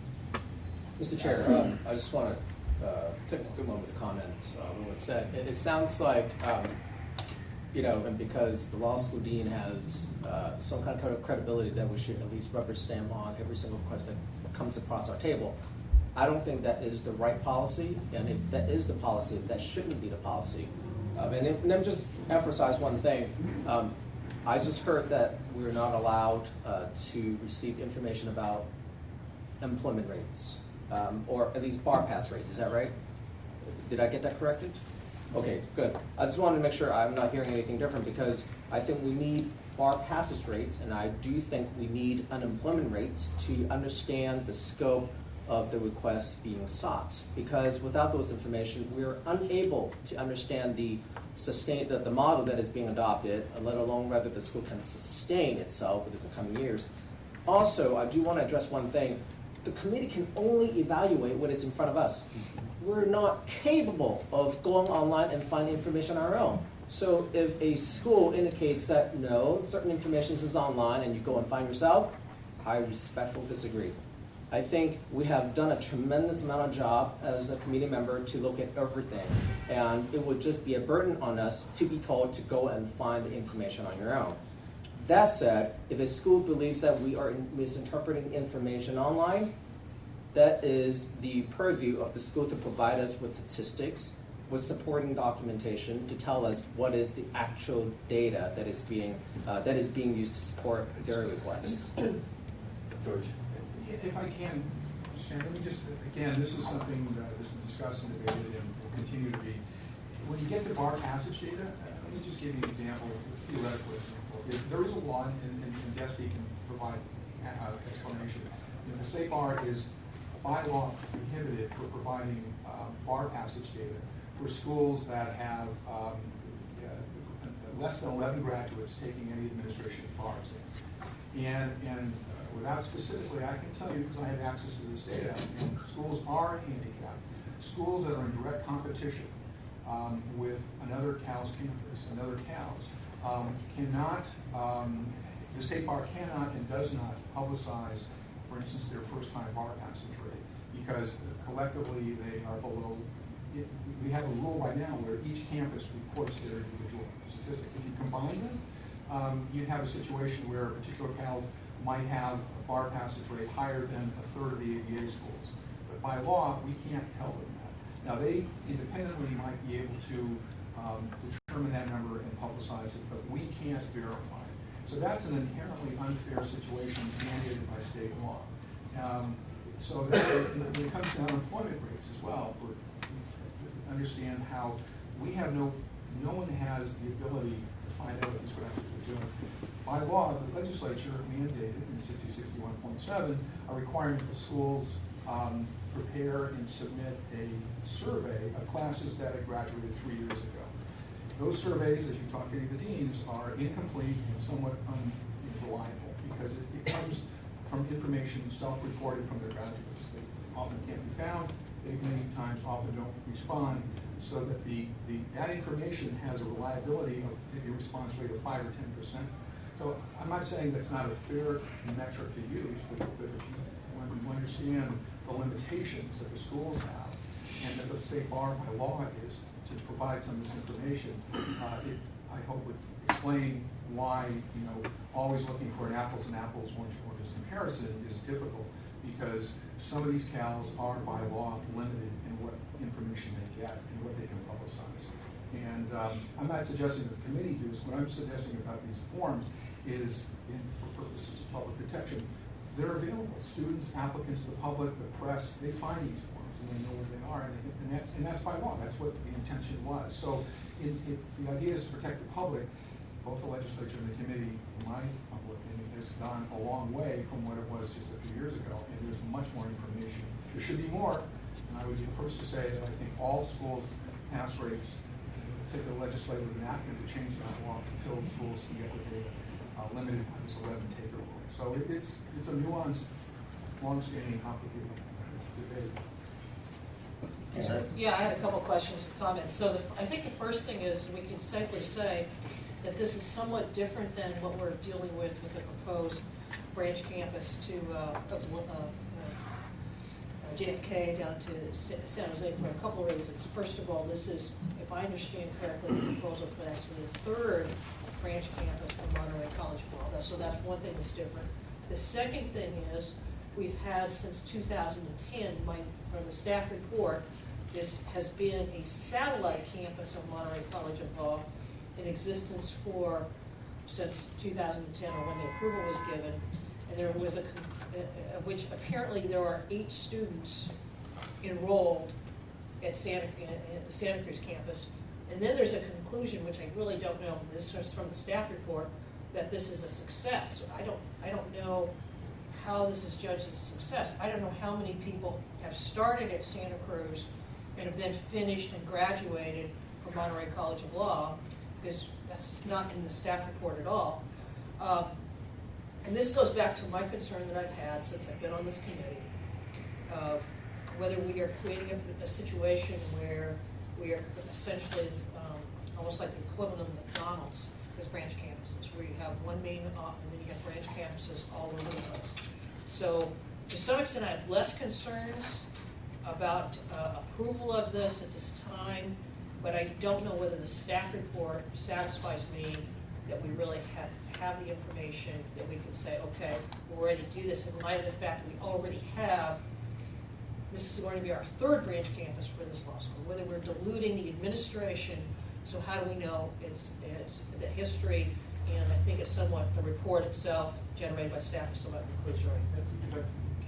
There was, if you look on page 3, bottom second paragraph, Dean Winnick made this comment and incorporated it. Since its opening, the Santa Cruz campus has been a success with approximately 70 students starting and later enrolling at the Seaside campus. And altogether, Dean Winnick estimates that 20% of MCL's current enrollment now originates from the Santa Cruz branch campus, currently has 8 students. And the only point I'd say there is, I argue, again, it's issues of who they're admitting. I mean, they likely could have a class of 15 students if they were admitting people that weren't as well qualified as the people that they do admit. So size, the number of the school, particularly in a small branch campus or satellite campus, I would argue is not necessarily the only metric of whether it's succeeded. I would agree that it would be interesting to know how those students have done, and Dean Winnick probably could provide the ones that matriculated from Santa Cruz back into the Seaside campus. Yeah, I mean, it seems like that it doesn't really tell us the full story, even if they, by this time, they should have the ability to tell us what success is measured by. To me, it's not simply just the transfers. How many actually completed the tenure at Monterey College of Law? That's completely missing from the staff report. So when I see the word success, I want to know what success is. To me, it's simply not that they transferred over to Monterey College of Law, but I certainly would want to know, did they graduate? Did they pass the bar? It's completely missing from this. So that's my concern, is really focused on the staff report, and then this question overarching from a policy: how many branch campuses do we admit? And is that something that perhaps the guidelines need to address? So, are there any other comments from the committee? Yeah, Mr. Chair, I just wanted to see if we could direct staff to look into maybe putting some more teeth in the rules and guidelines. So I guess even looking at the application, it's very broad in general, and it's kind of how I perceive it is that we're kind of saying if one campus is strong, then we should approve these other branches. And I think that if not enough teeth in the rule of guidelines, that requires the petitioner or the person putting the application to give us more to kind of make a more thorough decision and look at, what type of quality programs will be provided. So I don't know if that's within like our purview to, recommend that we update our goals and things like that, but I think it'd be important that we do that, because even looking at the black and white application doesn't give you much. It tells me you're doing good in one area, but that doesn't necessarily mean that the other campuses will see the same amount of success. So, just listening to the comments from different committee members, it sounds like to your point, there should be a motion, or the idea of revisiting the guidelines this morning. Is there a motion? And I do want to move to I just want to add that was a staff recommendation at 400. I know we skipped it, but I think it keeps coming up, and it's appropriate. We've done it after we've done it after applying that new amended guideline on various occasions. The other thing is, I just want to remind also that the thing that keeps coming up too is this need for statistics, and that's something that also needs to be factored in, is what exactly is it that you're looking for. And I also want to remind everybody that we keep talking about the bar passage rate, and I want to remind everybody at the last meeting, the CBE voted on re-implementing guideline 12.1, and that is a matter that's an agenda item that's coming up. And so we will talk a little bit more about that. But again, NPR is the requirement for the CALS, the minimum bar passage recalculation, just as an FYI. Are there any other comments? Is there a motion? Oh, I'm sorry, can I make a comment? Another option, if there's additional information that is needed, is the idea that we could have another meeting before May 4th, as long as we have the 10-day notice period. I hope you're not thinking by phone. I mean, my personal opinion is, the phone meetings are not very useful at all. I mean, it's just hard to have a meaningful exchange of information when you have, so I think that's a poor substitute. So I'm not necessarily inclined to think we need to have extra meetings as it relates to these issues. So, and this one's on a different time too, right? Yes. When is Yes. the, 2019. okay, so it's not to the spring of 2019 that they wanted to, okay. So we have time. We need to- we're supposed to decide with at least 120 days ahead of when this started. We need you to speak up. Is your mic on? Mine looks like, oh, really? No. I have not noticed soft spoken. I think you were looking away, so it didn't catch it. Okay. Mr. Chair? Yes. So I just wanted to comment to folks, as Amy was saying, it's entirely appropriate for you all to direct, consistent with the recommendation that was included in the first item that Natalie had drafted, that we take another look at the guidelines and put some more teeth in them and put some more guidance in them.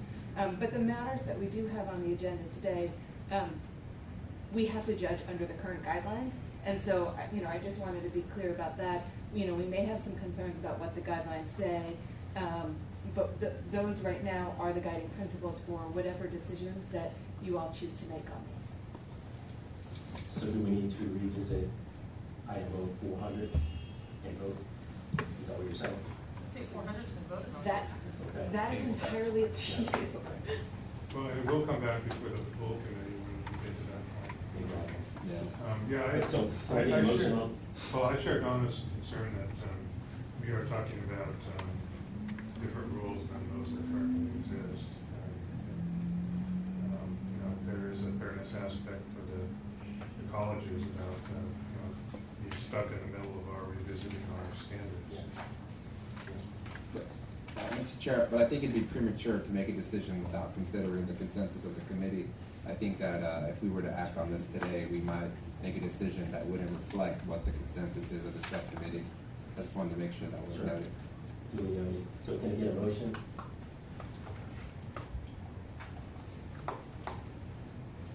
So I'll jump out. I think we should move to table this decision until May. I don't think we're under any particular time constraints. We do have new information. I think I would like to have more information as to what was meant, either by the staff, and certainly Dean Winnick can provide us some information in terms of the success of the people that have already been at the satellite campus and how they've fared to help us. So that would be my request. As part of my motion. One second. All in favor? Aye. Those opposed? Any abstentions? Okay. Item 0403, oh, I'm sorry.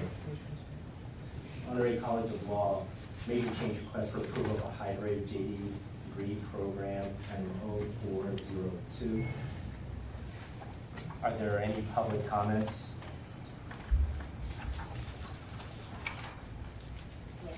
I'll be able to move that chair, and my comments are very brief anyway. As I read Dean Winnick's application here, he seems to indicate that this is sort of a foregone conclusion. My understanding is that the hybrid JDs are, sort of a pilot program. We're supposed to be testing these things out. I think in fairness, it comes down to, again, if he's gonna be in my backyard, if he gets one, I probably am gonna need to get one, or, and so what I want to caution the committee on here is we're sort of opening a Pandora's box in my view. So we've got a pilot program in LA.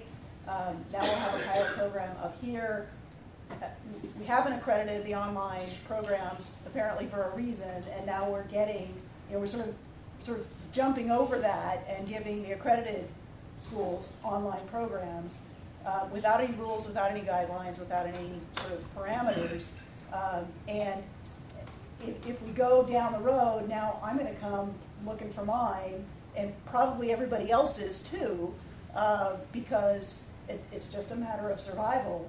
And so do you really want to start handing these things out, and on what basis? Because I'm going to need to know, because I'm going to need to come in and ask for the same thing. So if there aren't any rules and there aren't any guidelines, and we're just going to keep marching these things out as, you know, on an ad hoc basis, as he suggests, that seems unwise to me. You are the arbiters. Thanks. Other comments?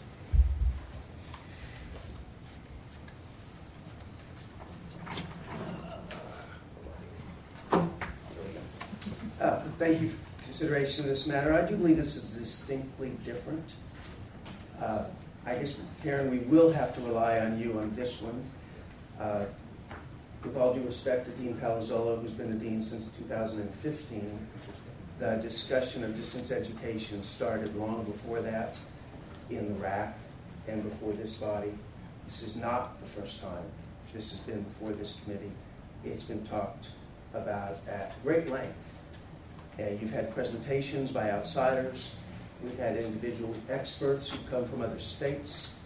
This is not a new issue. It might seem to be an issue if you're a dean that has not been a dean very long and someone who's not been attending these public meetings.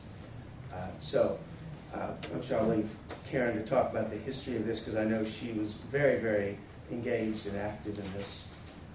So I will say that what we determined at the last point that it came to a decision-making on the issue of distance education was that rather than try to develop a set of comprehensive rules, that you asked the schools to come back to you with specific, detailed pilot programs that would allow you to see the proposals, consider the proposals, and then put selective, presumably, pilot programs into play that you could then monitor and watch and make your decisions. In fact, as a body, you did just that in November. You approved Santa Barbara and Ventura College of Law as a waiver in order to see how that pilot program would work. Ours is distinctly different.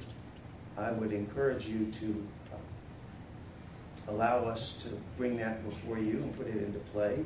It will give you two very distinctly different pilot programs that have been comprehensively designed, and it will guide you in making decisions in the future. So again, we've provided staff, I presume you haven't had a chance perhaps to read all of it, an extensive proposal on this that goes through the implementation, the curriculum, the expert committee that we've put together, similar to Santa Barbara and Ventura, that will be guiding us on the design and implementation of distance education. And so I would encourage you to draw on that as a specific response to what you have asked us to do in this case. So I will leave it on that. I will say, again, I stand a bit puzzled. I find nothing in the rules or the guidelines that suggest that the assessment of one school's proposal should be judged on whether there are other schools that have the capacity, the interest, or the resources to do similar things.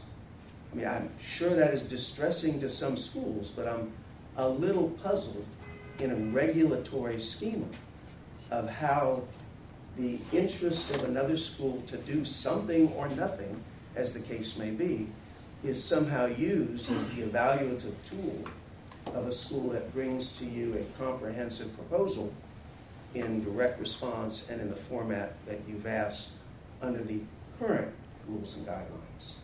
I must admit, as much as I would like to have a crystal ball, it would be very difficult, and I would argue very unfair, to ask me here to be proposing something for some rules that you might be developing at some point in the future.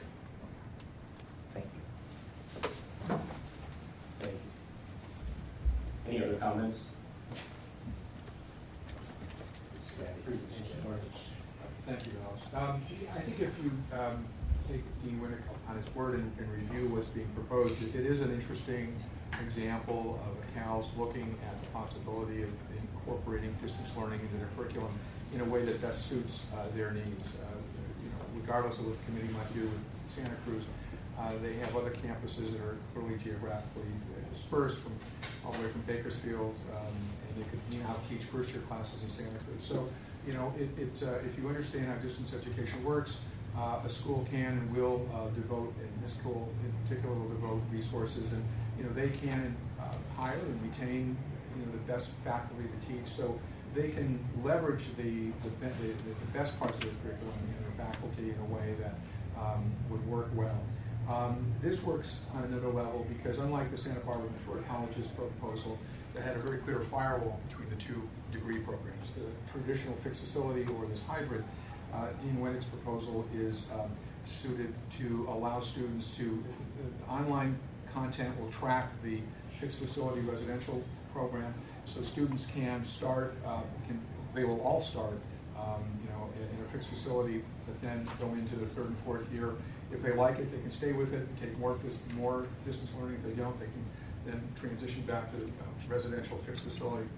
And so it does offer, I think, an interesting opportunity for students. And again, knowing who is at the school, many working adults, people who have businesses, have families, and having the option of not having to drive to school and sit in class for 3 hours a night, because they can take this course online, I think provides a very valuable point of flexibility for students. And as Dean Winnick indicated, I mean, for the newer committee members, the idea was proposed some time ago, and again, the documentation that I've recently reviewed is really startling to me because it reminds me all the time and effort that the committee, staff, the deans, the RAC put into discussing, developing, and talking about how the committee could ultimately accredit an online program. That proposal, that is the idea that the committee start accrediting online education in a program that would offer 100% of online education for an accredited JD. I think that day is luckily much sooner than later. And so giving these schools the opportunity to do just that, I think, is the fruition of a lot of hard work by people working for years. And honestly, self-serving opposition at this point, I think, Mrs. has been ignorant of the fact that this has been a widely accepted and adopted policy of the committee. It dovetails nicely for those of you who do look to the ABA. The ABA is doing precisely the same thing. I think by last count there were 5 ABA schools that have been granted waivers by the ABA to provide online JD programs, and they've developed in different ways. It's split between synchronous and asynchronous content. And the ABA is currently looking to raise their limitation on distance learning to 30% of the JD program. And if that passes in the near future, all ABA schools will be permitted to provide up to 30% of their content via distance learning. Anybody who's seen distance learning, it's like fixed facility. There's excellent fixed facility teaching and there's very poor fixed facility teaching. Same thing with online. And the schools that are working, I think, toward developing that have the expertise and the resources to do that. Technology's gotten considerably better. Cost savings are significant. And so, again, it was a good example of the committee working with the deans to develop a program that is now beginning to roll out, frankly, a little more slowly than I anticipated, given that we started talking about this at least 3, maybe 4 years ago. But the time is now, and so based on my recommendation, I hope the committee would agree to provide the waiver of 7.11 and the major change request by MC. Thanks, George. I support this. I think this is great, and Dean Winnick is right. We worked on this at RAC from the time I was on RAC, which was my first year on this committee, and we've had demonstrations to show just actually how the quality is very good, and this does provide, I think, improved access, so people don't have to necessarily be in the classroom, and I think this is a good pilot program. I've read, and if people haven't read Attachment A, I think it really sets it out really well. It does all the things that we've asked them to do, and I would support the staff's recommendation in approving this proposal. Second, Mr. Chair. Oh, you have a comment, please? I had a question in regards to this. So I like the concept. I like the annual renewal proponent to where they'll be reviewed annually. I just had a question on the specifics of this application because it mentions at Monterey College of Law. However, hearing that they have multiple branches, trying to get some clarity on where it'll exactly be centered, or is it rooted in working with all the campuses? Well, I don't want to speak for Dean Winnick, but my understanding is that they're going to develop it and work with, for size and expense, with one develop a program, am I right, Dean, on one campus to be selected. Do we know which campus that is? I don't know if they know. Okay. Mr. Chair, may I call for the question? We're on time to complete this committee by 6 o'clock if you want to move on. All right, so there's a motion. Do we have a second? David seconded. I second it. All in favor, say aye. Aye. Any opposed? Any abstentions? Abstain.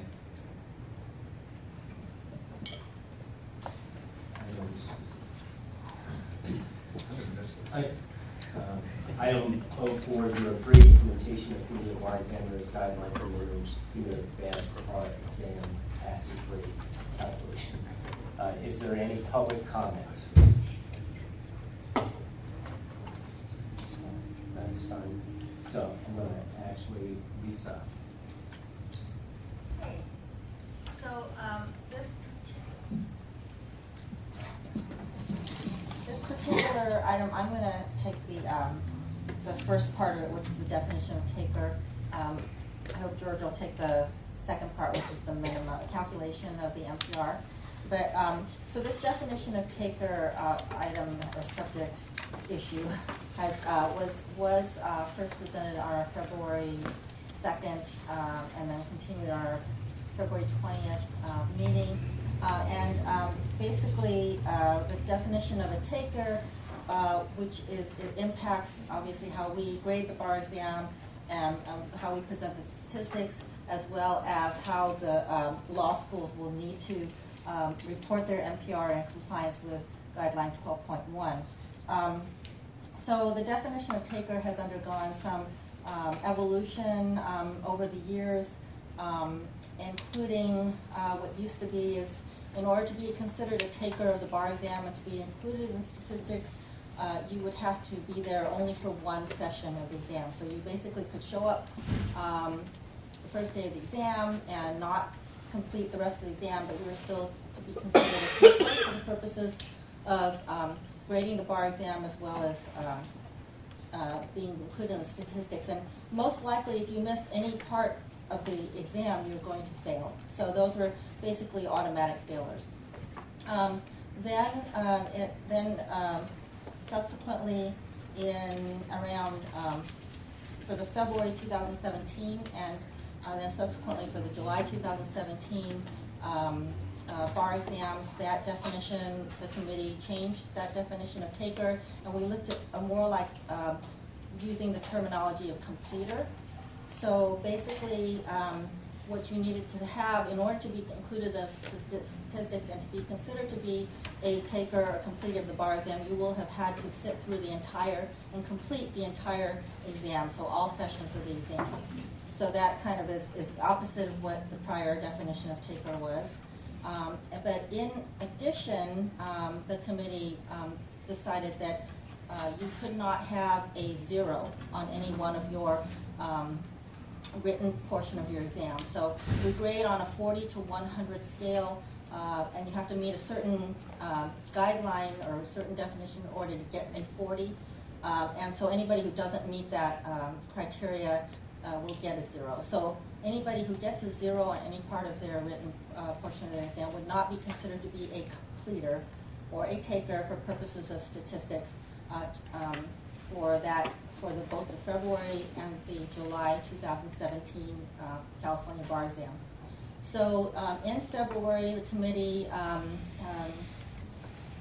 adopted some guidelines, and within those guidelines, the definition of taker again was changed, but only slightly from the completer concept. So basically, the only difference between what we did in February and July 2017 was that now you had to, similar to in 2017, for 2018 February exam going forward, you have to have been present at the entire exam, so every session you have to have been there. But different from 2017, you can have a 0 in your written scores and still be considered to be a completer taker. So that is basically what the where we are now in terms of what a taker is. In addition, so if you are not a taker currently, then your examination will not be graded.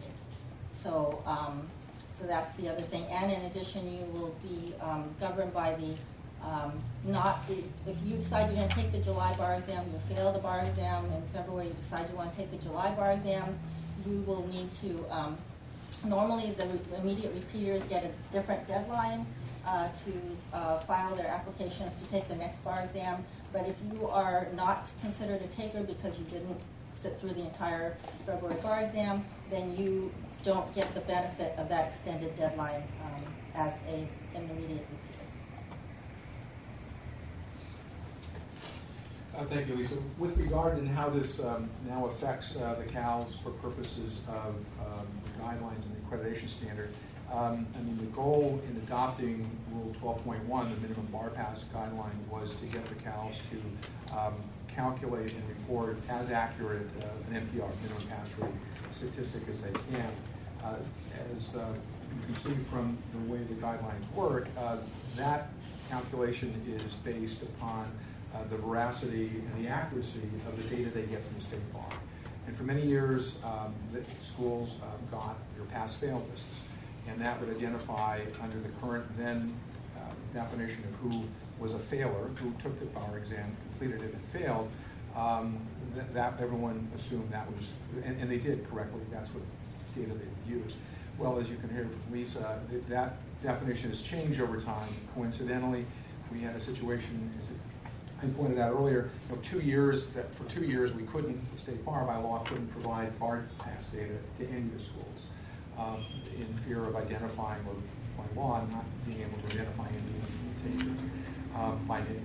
That's changed. So in the fall of 2017, Gail and Lisa worked very hard with staff and was able to submit all these pass-fail lists.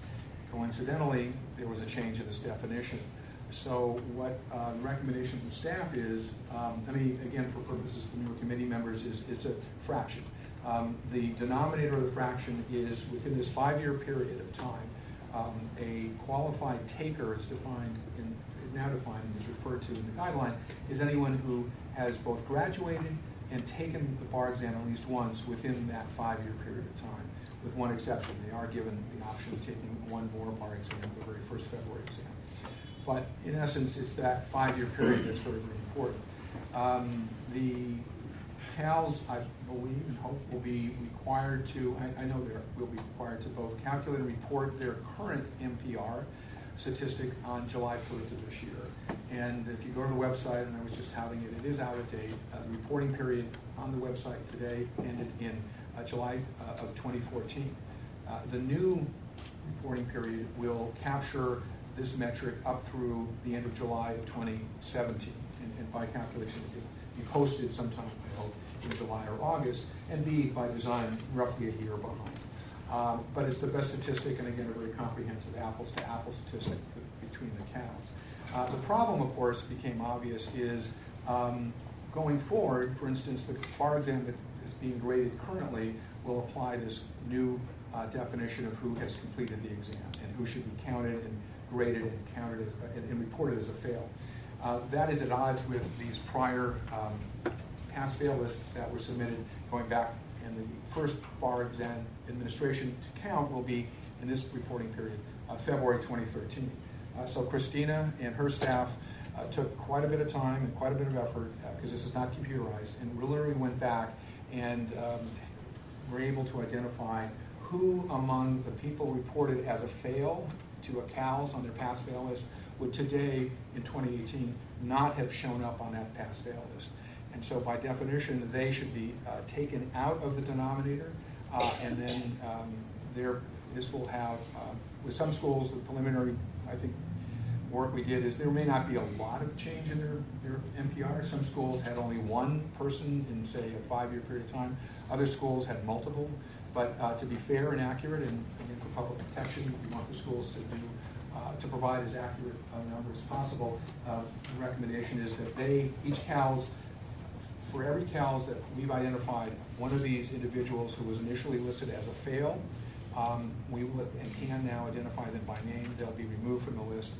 And so for the reports that are due July 1st, the hope is that they will have all the accurate and currently defined data associated with who failed and who passed, and therefore be able to provide the committee and the public the most accurate NPR possible.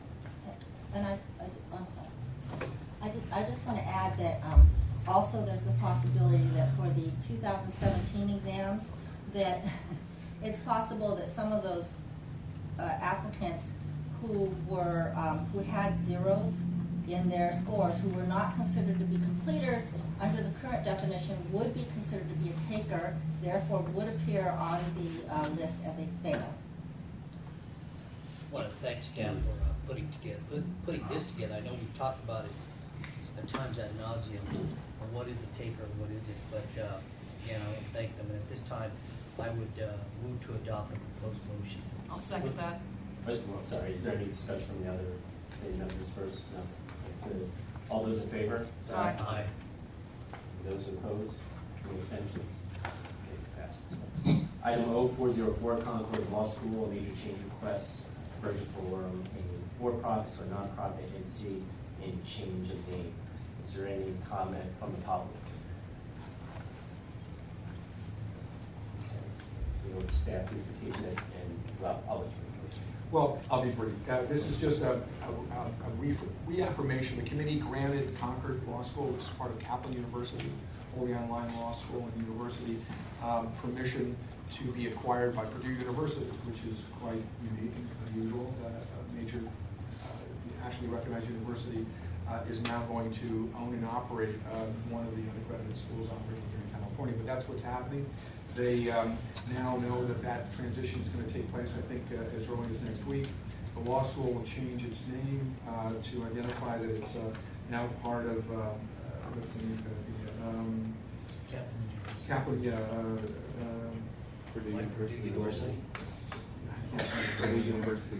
Anyhow, so this is, again, abundance of caution, Dean Pritikin wanted to inform the committee that what it previously approved has happened and will happen, and so the recommendation is just to note that and allow the transaction to close. Great. Any discussion? Move to Take a adopt. motion. So moved. Second. All those say aye. Aye. Any opposition? Any abstention? No. Great. All right. So then, looking at the 2017-18 subcommittee goals. I think one thing that we definitely want to add, David, you mentioned it earlier, was to review the guidelines, right? That's correct. Yes. Are there any other additions to the goals that the committee wants to add or modify?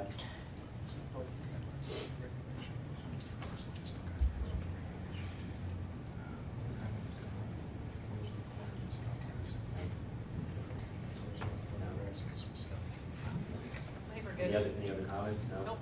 All right, thank you.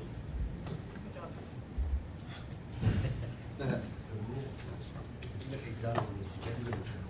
Look exhausted, Sorry. Larry gets had With lunch. that, I think that's the end of our meeting. Thank you. Good job, Alex. Good Yes, job, Alex.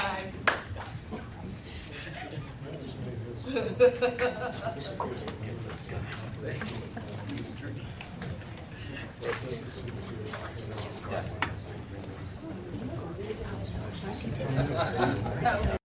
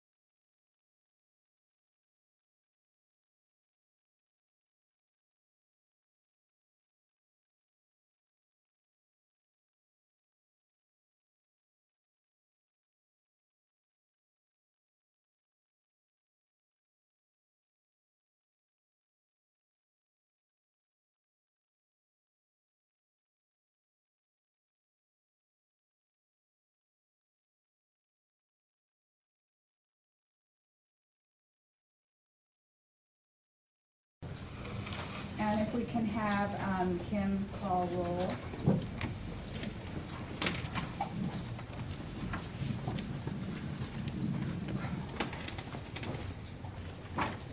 David Torres. Here. Angeli Agate. Here. James Bolton. Here. Alex Chen. Here. James Acting. Here. Dolores Heisinger. Here. Karim Gongara. Present. Karen Goodman. Here. Larry Kaplan. Here. Paul Kramer. Just step down. Alex Lawrence. Here. Esther Lynn. Here.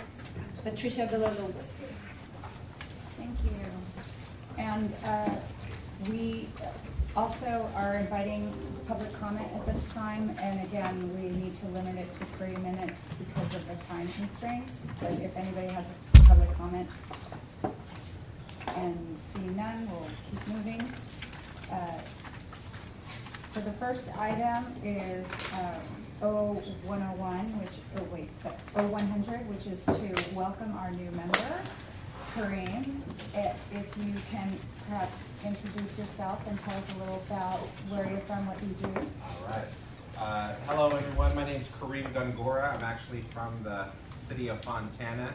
I was just appointed last month, and so I'm excited to join the Committee of Bar Examiners. My background is in serving the Planning Commission, I serve in a county committee for school districts, and I'm also just active locally in my community. So excited to be here, excited to join you, and excited to bring my perspective from my community of the Inland Empire. The Inland Empire. Yeah. Yep. Thank you. Welcome. And 0101, we have it's an action item. We lost another member of ours, Lee Wallach, has departed. We got Kareem. Kareem took Lee's spot, but we wanted to show our appreciation for Lee's 14 years of service. So, but I need a motion on that. I'll move. I'll second it. Right. Any discussion? Oh, was it 17? Oh, I'm sorry. Sorry. 17 years. I think, so let me just say, and I think that during our tenure on this committee, he has done a great job, and by all accounts, he was certainly somebody that was never afraid to speak his mind and to hold us all accountable and hold the staff accountable, and I think he helped, at least in my view, raise the standards for our committee in terms of what committee responsibilities were, and I think he served as a public member greatly on behalf of all of the citizens of the state of California. And he was a great chair. Absolutely. So, any other comments? Yeah, he was the second public member ever to serve as chair of this committee behind another great member, Larry Scheinfeld. Thank you. So we have our motion and second. All in favor? Aye. Any opposed? Any abstaining? Okay, thank you. And next is Bagley Keene Open Meetings Act presentation. So Nicole? Yes. I've had the pleasure of meeting a few of you throughout the day today. And I, along with Suzanne Grant, are here from the Office of General Counsel. We both work on the Bagley Keene Open Meeting Act, and we are here to give you a brief overview, to address any questions, and also just to let you know that we are a resource for you all going forward on Bagley Keene questions. So the State Bar has been subject to Bagley Keene since April 1st of 2016. And the Bagley Keene specifically does not apply to the Judicial Nominees Evaluation Commission or the State Bar Court. Under the statute, it delineates the bodies that are covered by Bagley Keene, and I'll just go through each of those in turn. First, every state board, commission, or similar multi-member body created by statute or executive order. Second, every board, commission, committee, or multi-member body that exercises authority delegated by a state body. Third, advisory boards, advisory committees and subcommittees, advisory commissions, or similar multi-member bodies of 3 or more persons created by formal action of the state body or member. And lastly, official representatives of state bodies serving on other boards or commissions that are supported in whole or in part by funds provided by the state body. So as we all are aware, the CBE is subject to Bagley-Keene. Originally, the CBE was statutorily exempt from Bagley-Keene, but upon the recent amendment to the CBE is now under the umbrella of Bagley-Keene. And by amending section 6026.7 of the BMP code, the legislature specifically expressed the intent for the CBE to be subject to Bagley-Keene. Turning to the CBE subcommittees, CBE subcommittees are subject to the Bagley-Keene Act if they consist of more than 3 persons and were created by formal action of the CBE, or second, exercise authority on behalf of the CBE delegated to the subcommittee by CBE. An exception to this, or something to take note of, is that informally created committees or formally created committees of 2 persons or less are not subject to Bagley-Keene. Just taking sort of a big picture, broad look at the public policy of the Bagley-Keene Open Meeting Act. Bagley-Keene is based on transparency or sunshine in government and protects the rights of citizens and the public to participate in state government deliberations. So we always want to keep that public policy aspect and framework in mind when we are interpreting the statute. I have a few quotes here, and let the people know the facts and the country will be safe. Secrecy and free democratic government don't mix. And lastly, sunlight is said to be the best of disinfectants.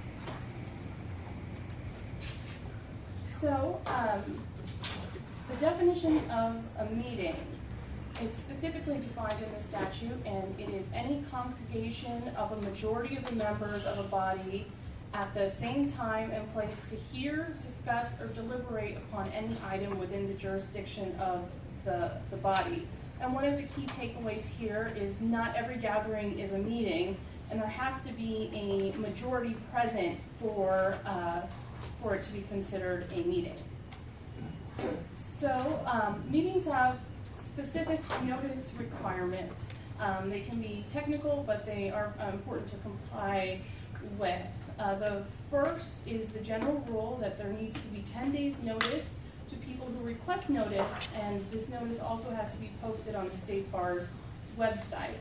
The notice has to be specific, include the specific agenda, and this means that the agenda needs to contain a brief description of each item to be discussed and transacted at the meetings. And kind of the takeaway with respect to agenda items is that when the public is looking at the item, they need to have adequate information to have an understanding of what the business that is to be discussed. A few other technical requirements are that the notice has to state the date, time, and location of the meeting. There has to be a contact person for questions. All meetings have to be ADA compliant, and this must be on the notice, and the notices should include an opportunity for public comment. And I do want to emphasize that only items on the agenda can be discussed, and there is a possibility for exceptions to this, but it's quite a high burden. And I don't think this presentation is not going to cover special and emergency meetings, but if anyone has specific questions about that, we can answer, because those are rare and should be scarcely used by this committee. So, unlike today, a meeting doesn't necessarily have to occur in one place. A meeting can be triggered by a use of a series of communications of any kind to discuss, deliberate, or take action on any item of business within the subject matter of the body. And what this is called is a serial meeting. And this is triggered when a majority of members are involved in the discussion, deliberation, or taking action of the meeting. This can happen in a variety of ways. I think the most common or one of the bigger pitfalls is via email. It can happen through a series of telephone calls, or even just a series of briefings through various modes.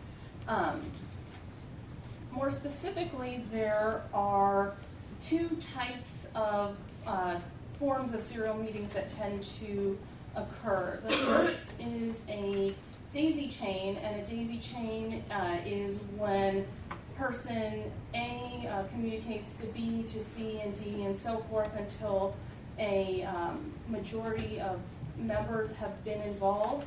And the second type of serial meeting is the hub and spoke format, where you have one person serving as the center, and they communicate through to all the spokes, if you will, and engage in business in that way through passing along information.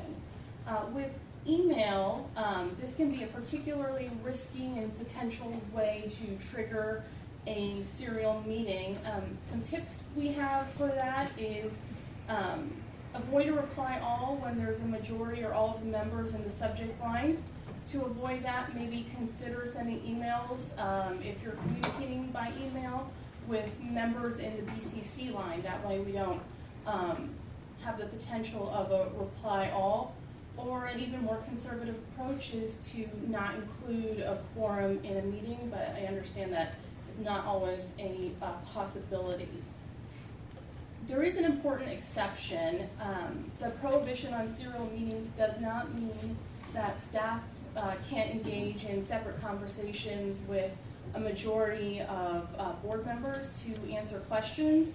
The key here is that the staff member can't be serving as a conduit of information and communicating to members the positions of other members. So what's important to keep in mind is that they can be a resource for information and questions, but not a mode for any sort of workaround to the rules. Can I just add something quickly with Sure. emails? Because while we're on the topic of emails, you should also remember that as officers in CBE, your emails are subject to the California Public Records Act, so you should always just be aware if you're emailing about state business, even from a personal email address, those emails can be something that can be publicly disclosable. So always keep that in mind when you're conducting any sort of email communications about whatever business you're conducting.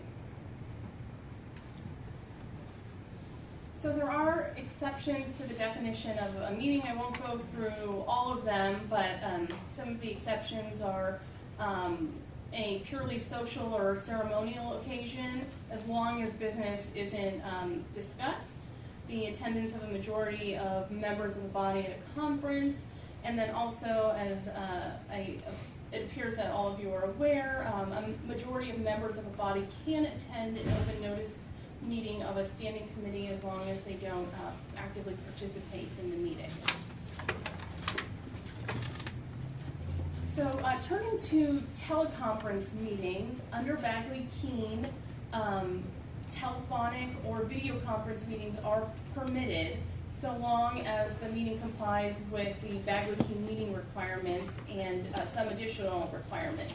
If a meeting is to be held by teleconference, which even if one member is calling in, the meeting is then converted to a teleconference meeting and subject to the additional specific rules. The call-in location of each member has to be identified in the notice and agenda, and each of those locations have to be open to the public and to allow for public participation. At least one member of the body has to be present at each of the locations in a notice and an agenda. All of the locations have to be open to the ADA compliant and accessible. That means even if you're en route from point A to point B, it's probably not going to work to have your call-in from a car. And the votes, it's especially important that the vote and required that the votes on a telephonic meeting are taken by roll call. Yes? One question at the end, or Oh, you can feel free. Yeah. So we had our teleconference and we had a lot of locations listed, but it's quite possible that somebody's going to have to bail on the meeting. How are we going to handle that? Do we maybe have to leave like a surrogate there to keep the phone line open even if the actual member can't attend, or what? So typically, there's no permit. The same thing as if like a meeting would be canceled. So you're just taking away a location. So in those times, assuming we would know as soon as possible if we weren't gonna, that location wasn't gonna be available, what we would probably do is revise the agenda as soon as possible to take that location away, and then have some sort of sign or something on the door or the physical location advising someone that the meeting's not gonna be there. But no, you don't have to have somebody present at that location anymore. Okay. If possible, have a sign. I mean, if for some reason it's not possible, you know, just deal with that. Are you referring to that you can only stay for a portion of the meeting? Yeah, it's gonna be, well, like one person, like, you know, I was at a ski resort, so I just noticed it for the lobby of my condo, you know, the timeshare, but, and I was there. So let's say that I had to cancel that trip or something, it might be pretty awkward to, of course, they, you know, they got free money from this, maybe they can post a sign. Right. Just those kind of problems, but, because it's not like we wouldn't be canceling the whole meeting, we'd just be basically saying, you, on the basis of this notice, showed up here, and now you're kind of, you're in Colorado, and you're not gonna be able to make it back to California in time to do this thing. And for that, I mean, I think posting a sign is about as much as you can do, and we also should have a call-in number for every telephonic meeting, so it's not as if the member of the public is out of luck and they're still having the access, because they should be able to call in as a second choice. I'm hoping we don't do that very often. Does anyone have any other questions about anything we've discussed so far that you want to clarify? Yeah. Why does the locations, particulars matter if you've got a public forum? That's required by the statute. So the notion is that the reason we have these open meetings is so the public can see the decision making. And the decision making happens in a public forum. And if you are at a location where the public can't see you, they don't know who's whispering in your ear and telling you to vote a particular way or doing anything else to influence your vote. And so you have to have the opportunity for the public to witness the decision making and make sure that it's not open. But they can't, given that people can't be in more than one place at one time, okay, so they come to my place, but how do they know somebody's not whispering in his ear? Because someone had an opportunity to go to his location. It's about, they may never show up, but it's about providing them the opportunity. The other question is the ADA compliance. So if I'm in a home-based office, my house is not ADA compliant, I can't do it from there, correct? Right, and you're jumping ahead to our next slide in part, but that's exactly right. Sometimes, because of the constraints in the act, convenient locations for members aren't workable because of either ADA or other. Some people may not want to post their home address. I don't So, know about that. What would happen if I decided to do it on the sidewalk in front of my house? if you On a have, cell phone, you know, which is ostensibly ADA compliant because it's a public sidewalk. I mean, Ramps and all that if stuff. it's there's an address, if the location can be specified, that should be fine. I mean, if it's ADA compliant, ramps and all that. I mean, it might raise some issues about if it's a crowded street, someone might not be able to hear it or something, so that might be a consideration.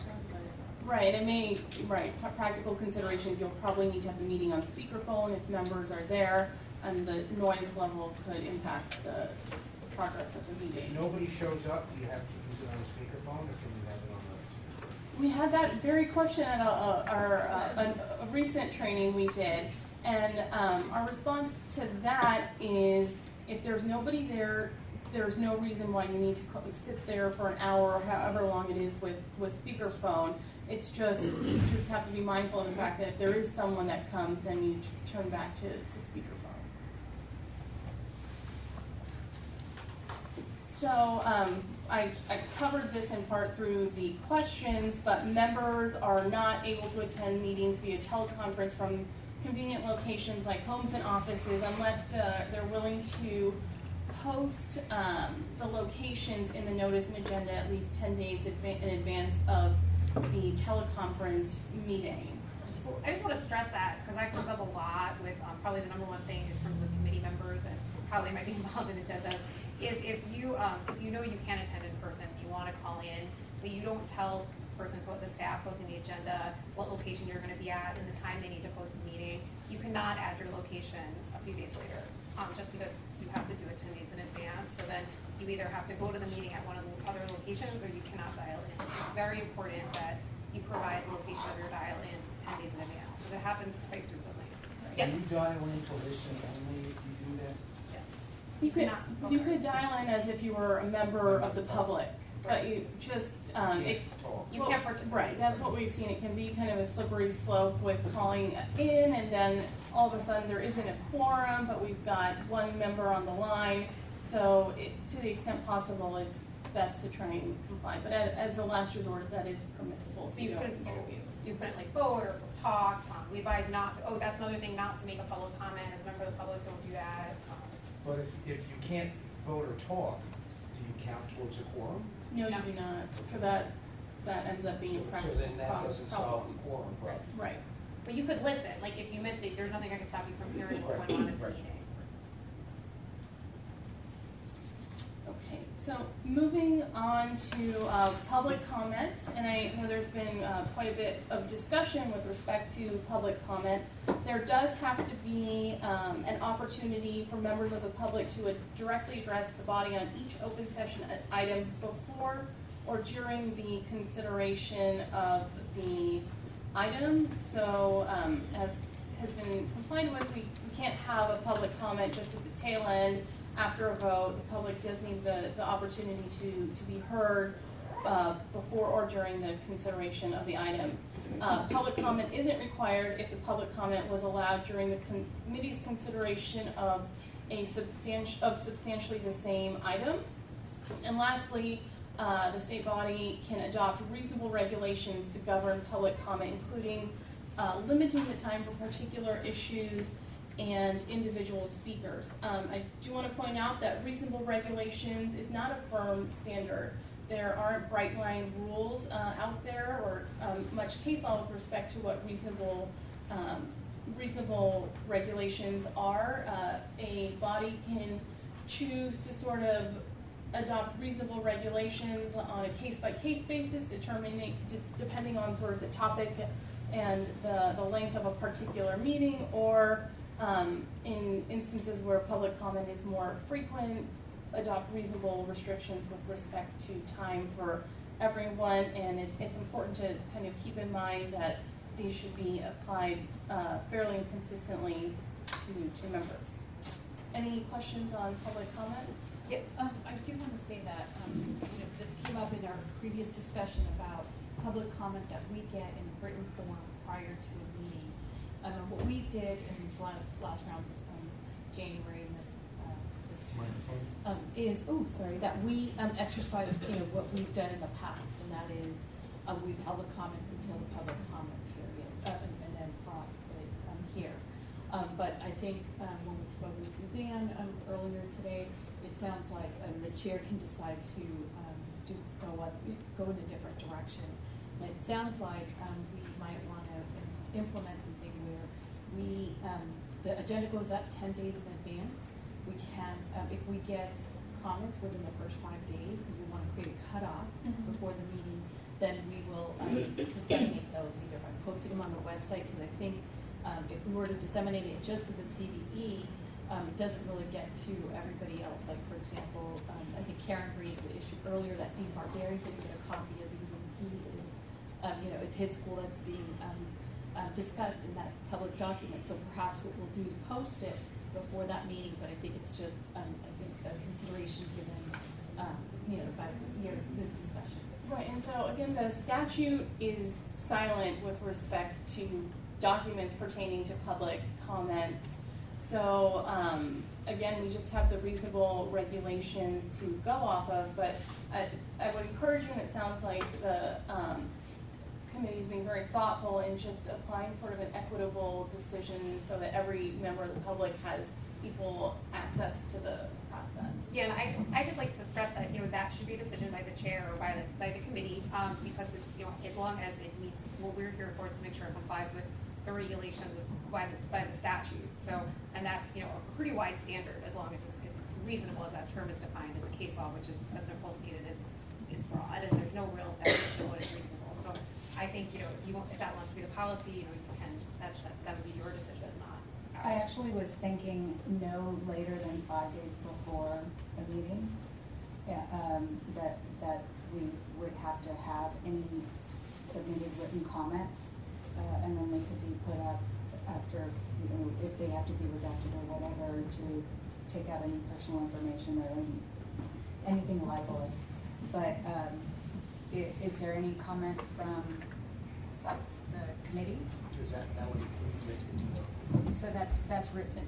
I just want to add that obviously, I think I spoke to this earlier, so just everyone knows that cannot preclude the ability of members of the public to come the day of to make a public comment. That still has to be made available, so. I prefer you put it in terms of if you get it to us 5 days before, we'll make sure it gets distributed. And if you don't give us that much time, it's less likely that it'll be distributed ahead of the meeting. Because I still see a lot of value in people putting it on paper as opposed to struggling with 3-minute limits and us having to parse what they say in real time. Okay.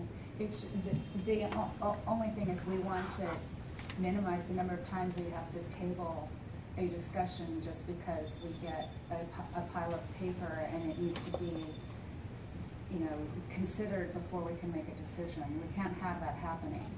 Right, but what she's saying is we can't prevent them or say you can't give us a big set of papers. If someone comes in. Right when we start. But if we offer people the opportunity and encourage them to provide it in advance, it'll give us some ability rhetorically to say, gee, that's really great that you have all this to say, but you know, we're going to be less compelled to put it over because you may be sandbagging us at the last minute. the key, basically, what they're gonna do is they're gonna look up the committee of bar examiners, they're gonna have a copy of our.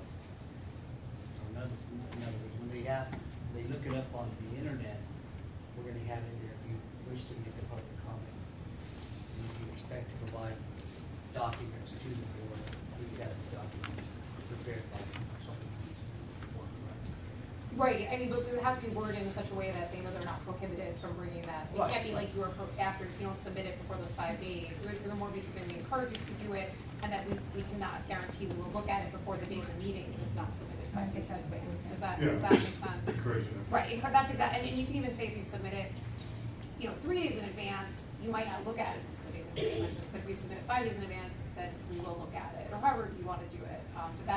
But that's something that makes sense. A similar example in my agency is because we have people phoning me, and we say, you know, the phone lines sometimes don't work, so to cover yourself, you might have to submit your comments in writing as well. So we're just, you know, we're trying to encourage people to make sure they get heard, but not at the expense of our not being able to process. Sure. Just to make sure I understand, so if one of the public members called us and said we want to forward something to the committee for review in advance of our committee meeting, what should we do? And clearly, I would refer them to the Office of General Counsel or to the chair or to Amy. But the question is, are they able to post something online just so that it is publicly available for us to access the document online and review in advance? Well, that's what I think we're trying to figure out. Right, and that's what I Yeah. wanted. So just to make sure I understand if there is an answer to this. Well, I think that's what, well, you can answer that, will be, you know, your suggestion, and it would be on the website, the instructions would be on the website for people to go to, and they would, I mean, you should. So we're saying that if it's submitted at least 5 days in advance of the meeting, that we will have that opportunity. But if it's later than that, we might not have that opportunity. We might not have the time to consider it. When you say 5 days, do you mean 5 business days or 5 calendar days? I would say calendar days. Just wanted to make sure, because it matters in court. Yeah, I would say calendar days. Okay. Which aligns with that. This is merely a suggestion. This isn't, this is not a safe harbor for them or a defense for us. Let me just point out, though, that some people might say that, well, I really can't respond until I see the agenda item. And 5 days is actually probably, right now, good performance for us having the staff reports up on the web themselves. So if we can also endeavor to get those up earlier. Well, they have to have it 10 days before. That's really required. You're going to cover backup materials in a minute, I suppose.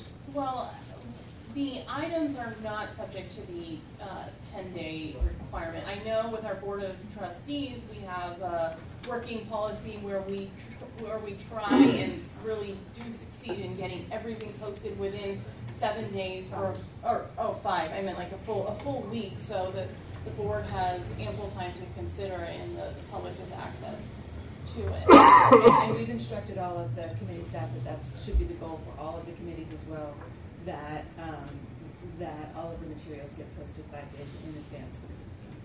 Some of us would love even more than that. Yes. So I think I see that the problem would be then if you're posting the materials 5 days in advance, and someone wants to look at those materials in order to make a public comment, there wouldn't be enough time. Is that your concern? Yeah, that's what I'm thinking. Well, Stuff to think about. They still do have the option to come to the meeting and do the public comment, but I understand they don't have sort of ample and as much time as probably would be ideal to prepare their documents. So. And just keep in mind that the 5 days is internal state law. What we try to do, but under the statute, we're just looking at legal requirements. All you have to do is post sufficient notice so the public knows what's going to be discussed. So technically, under the rules, there is no obligation for the public to have full agenda items and descriptions before they make a public comment. So just keep that in mind. Any other comment? So I would just also note that anything that we're posting on the website, for all of our agendas and our materials, we remediate so they're ADA compliant. We would have to do that as well with any of the public comments that we receive. So any member of the public has the ability to review them. So we would have to have the ability to reach out to the requester, and we could put this information on the website, but to make sure that they send it to us in a format that makes it easier for us to remediate. It's hard to remediate PDFs. It's easier to remediate Word documents. And if they get it to us at 11:59, 5 days before, staff's not going to be available to remediate it until potentially the following Monday. So there will be some lag time for things like that. I just wanted to make sure the committee was aware of all of that extra work that goes behind the scenes. If you've got a document with tables and charts, we could be talking about a half day to remediate a single item. So I just wanted to make sure that everybody was aware of those issues, and Kim is one of our master remediators, so she's nodding her head. And the point of the public comments, though, on the just so that the committee gets it. It's less of a that there is no requirement that public comments they just keep that in mind too. Because as Don is saying, there is substantial work involved in that, and the point is for the committee members to get those comments, not for the rest of the public to necessarily get them. Any other comments, questions? Okay. So is everybody okay with 5 days before? Okay, so we'll just say 5 days before. We can work with the staff. Yeah. Is there any public comment on that?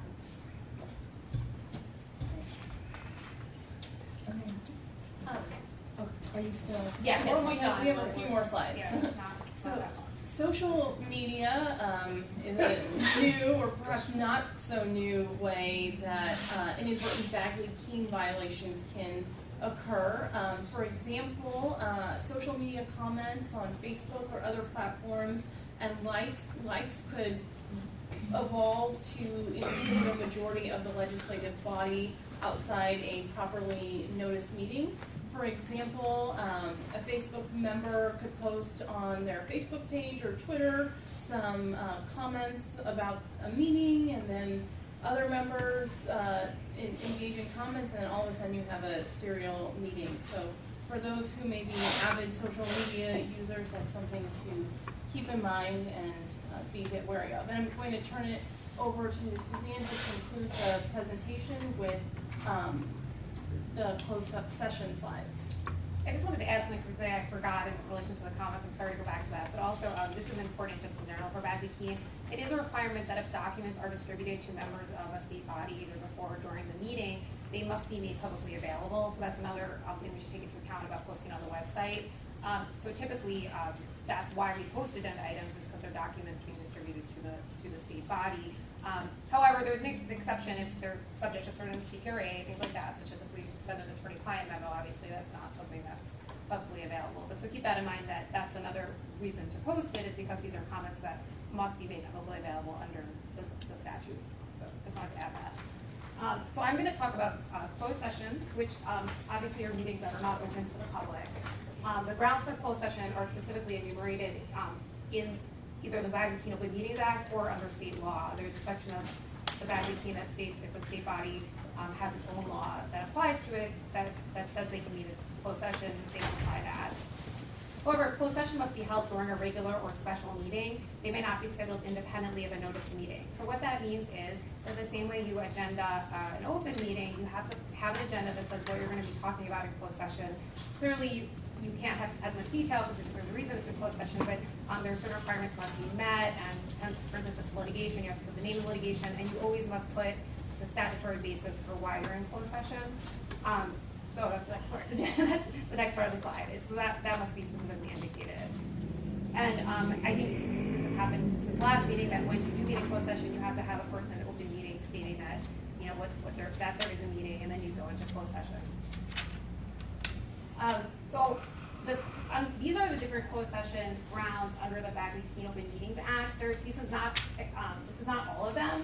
I just pulled out the ones that were particularly relevant to the Committee of Bar Examiners.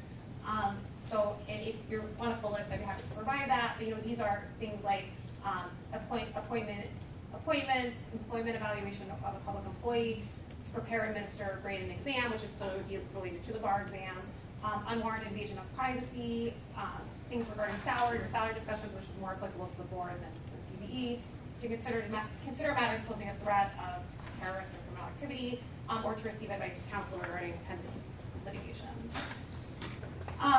Now, this is a recent change in the statute, so as Nicole pointed out, until January 1st, 2018, CBE was not subject to Bagley-Keene. But when the legislature amended the statute to make it that Bagley-Keene did apply to the CBE, they also put specific grounds for closed session in the statute. And many of these are duplicative of what I just talked about, but a couple of them are specific to CBE, such as the approval of grading or administering of the California bar exam or first-year law students examination. So as opposed to the more general just exam, this time we know it's the bar exam because it says so, or this one matters related to the CBE's consideration of moral character, or information about a law school's operations that constitute a trade secret.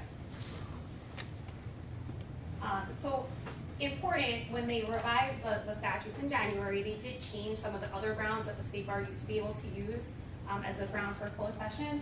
And these are I think the only ones, are appointments to or removals from committee, boards, or other entities. So that means when the board or CBE or other committees are considering appointments, those can no longer be done in closed session. So I think we're in the process of figuring out a policy bar-wide to deal with that, but that's a very, very important change.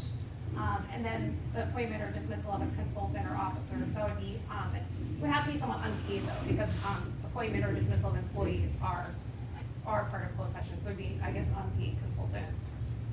Or not, I guess, or paid independent contractor, right? Yeah. Oh, does someone have a question? Yeah. So then I guess that would mean that the applications, the documents that they're looking at would now be public documents? Not necessarily. So that's actually, it has to be a case-by-case basis, because that's what I said before. If a document's distributed to a majority of members, it's only public to the extent it's not covered by something under the California Public Records Act. So if there's an exemption that would apply, the document might not be public. However, that depends on how much of the document is discussed at the public meeting. So obviously, you might be waiving any sort of exemption if you're talking about the details of the application. So I would say it would have to be a case-by-case analysis depending on what is discussed at the meeting and what is in the application. So I wouldn't necessarily make a blanket statement that they're always public. That's how I would do it. I guess if I was applying for a bar committee, would want to know. Yes, right. and we can't guarantee confidentiality. We can't guarantee confidentiality, so that's something we need to be upfront and straightforward about. And we are. Actually, we've revised some of the letters we get from the applicants, and we took out the confidentiality language in the application. So we are working to that, but we don't put that this is public. We just put that we cannot guarantee confidentiality because we're still working on some of those issues. But I wouldn't say that they're always going to be public now. I would not take that position. I wouldn't quite go that far. But it is an important change, and it does affect a lot of the bar's operations. Does anyone have any other questions about appointments?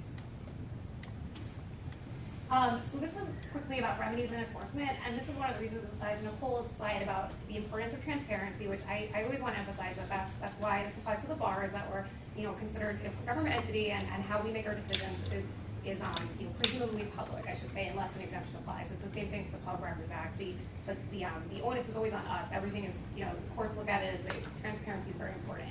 And these are what happens when you have a situation where you're not in compliance with the Bag and Key Open Meetings Act. And typically that may happen when you're discussing something that's not on an agenda, when you don't have a quorum, when the notice is wrong, things such like that.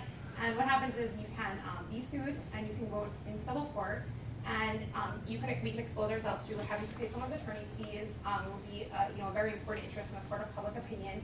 And this is a biggie. It could be a criminal violation. So willful violation of the Bag and Key Act can be a misdemeanor. And obviously, hopefully that won't happen. But the point is, it's really important that we're really careful with this, and the bar takes its Public Records Act and Open Meetings Act laws very seriously, and we stress how important they are.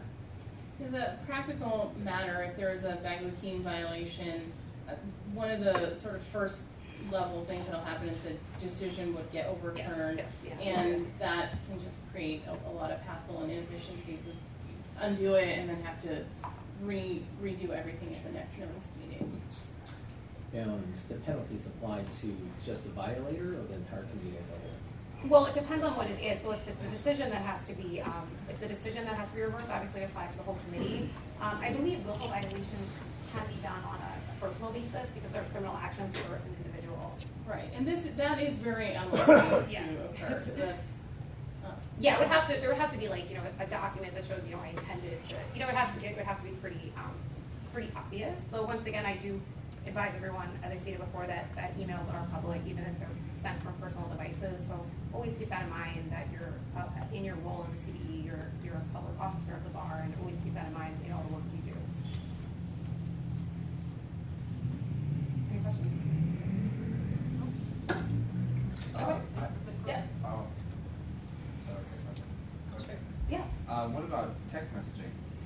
So that text messaging, if it exists at the time somebody makes a request and it relates to state business. So obviously if you're just sending a text about something, it's a personal text, it wouldn't be. Even if it's on a state bar device, it has to relate to state bar business. But if it exists at the time we get a public records request and it's responsive, we would have to provide it. However, the CPRA is not a record retention policy, so if it's your practice to delete text messages every day, there's no obligation to retain them. However, I should point out, everyone should be familiar with State Bar record retention policies for emails. Because if you're talking about State Bar business on a private account, you should not be deleting those emails. So that's something we can always actually send out, is what our record retention policy is. Does that answer your question? So if it exists at the time someone makes a secret request and you have it and it's responsive, yes, then we will have to provide it. So basically, because even though it's your personal phone, it's not an exception to the extent you text about CBE business, then if there's a request and the text is sort of pertinent or relevant to the request, then you would have to do a reasonable search and provide that internally. So you basically make a request to the individual puts the hand over the record?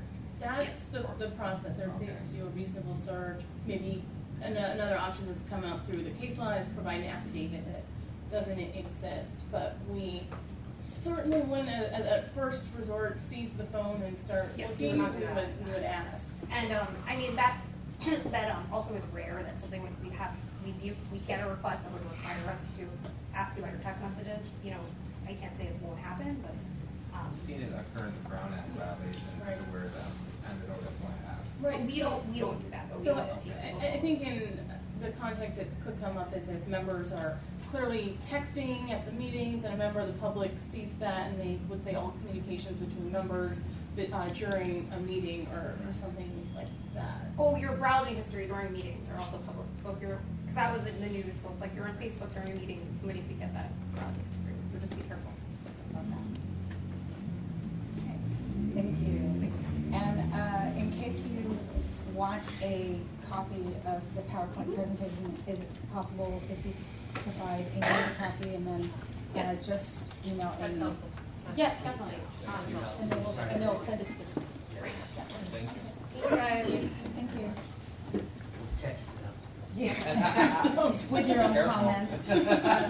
All right. Number 6 is the draft February 2nd, 3rd, and 20th Committee of Bar Examiners public meeting minutes. That's 0102. Do we have any comment on that? Any public comment first? Any committee member comment? Do we have a motion on that?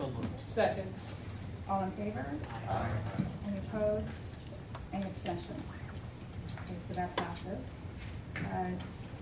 7 is the oral report on waiving admissions requirements for attorney applicants who practice federal law. That was brought up by Alex. First, you know that for federal practice, the federal courts have their own admissions systems. So we have no jurisdiction over federal courts in terms of whether they can be admitted to practice in the Southern District or whatever in California. That's wholly up to the federal court, whether it's Central District, Southern District. They have their own policies, so that's not something we can really be involved with. And if they're only practicing federal law, that's a question. I mean, maybe you can talk about what it was that you were concerned about. Well, it wasn't much of a concern. It was more about whether we're up to date about the requirement. And I say this because clearly, if you practice in federal courts like myself, where I practice in federal courts exclusively, you still have to have a California bar, to practice. Once you have a California bar, then you can apply to get admitted to different federal courts that practice before the court. But my question isn't so much about whether they have any admission requirement to practice with the court. My question is more directed to more about whether they need the admission California bar to even practice in California, let alone in California federal courts. Do you understand what I'm trying to get at? So I think when you're trying to focus the questions on the federal courts, when I'm trying to focus on the bar requirement to practice in the states. And I think it would depend on the length of time or the purpose, or if you're going to be a resident. For example, I've been admitted pro hac vice in other states. It's on a case-by-case basis. If I had planned to move to that state and practice there, I probably would have to pass that bar. But I don't know. I'm opening it up to discussion. Does anybody else? Unlawful practice is the purview of the disciplinary system. And I guess local DAs can also file. You may know what about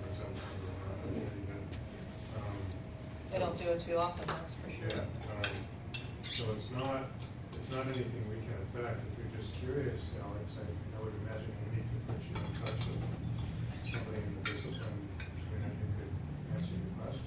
Well, I think my question is just making sure we're up to date about this whole process, about whether the petition that is requesting the courts to even waive that requirement so that out-of-state attorneys can practice. And I'm not talking about EJ, I'm talking about foreign out-of-state attorneys practicing California on a permanent basis without passing the bar.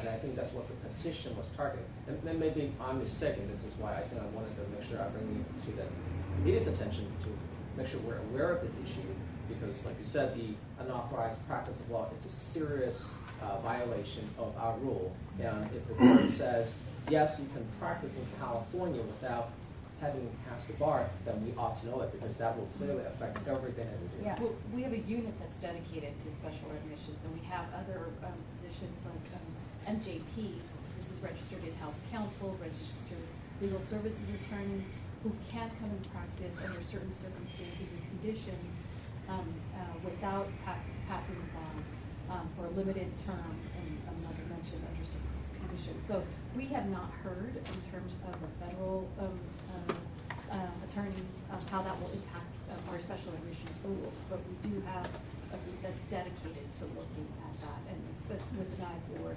UPLs as well. Awesome. I just want to make sure that the committee is aware of the situation and that is being monitored so that the committee is being informed as we continue to go, because clearly I can't just keep on tracking and monitoring, but assuming someone within the committee or even the staff is doing so, then I guess that sort of satisfies and answers my question. And the other issue is the federal court requires a certificate of good standing.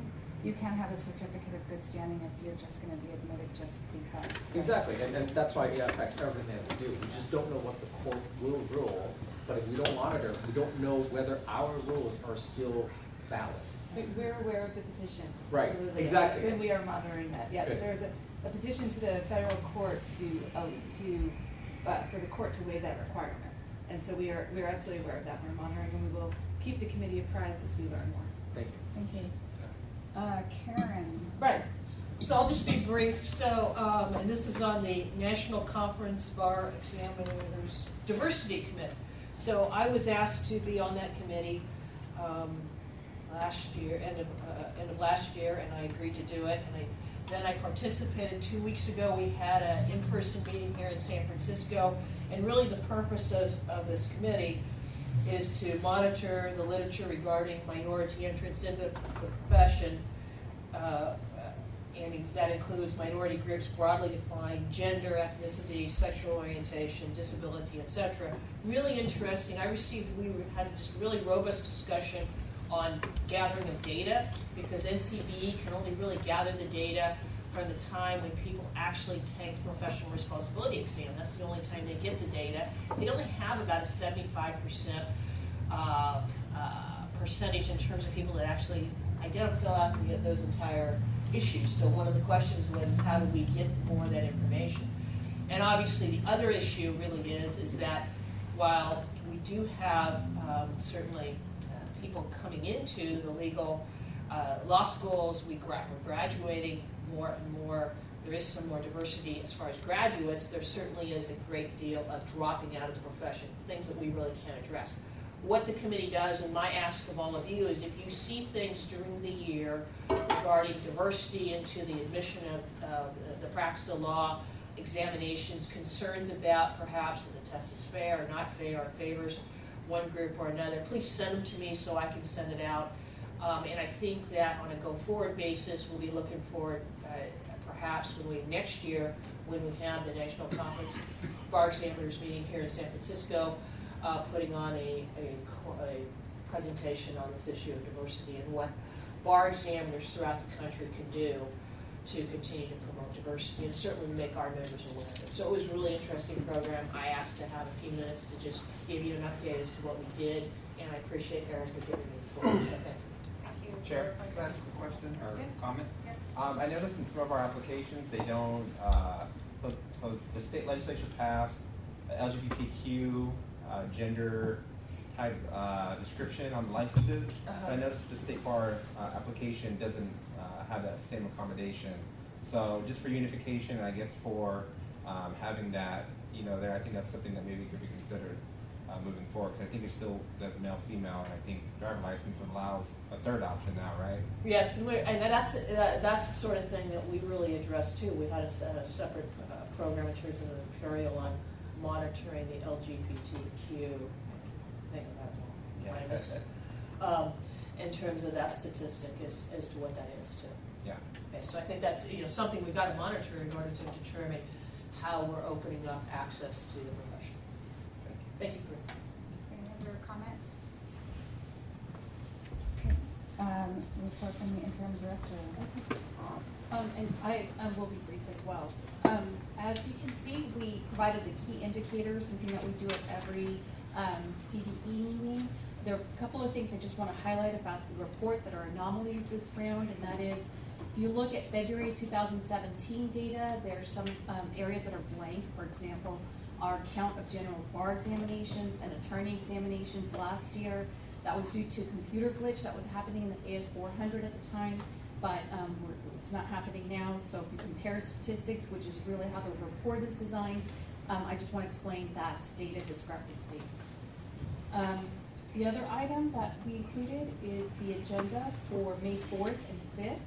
And I just want to remind everybody that Saturday, we're back to a one-day meeting because that Saturday we are doing the meeting with the EDGE team. I mean, we'll have some time in case we have rollover, but Friday will be our big day like it was today, because tomorrow we will be at calibration. So I just want to make everybody aware of what's on the upcoming agenda on the board today. And the last item is an update on pending admissions items.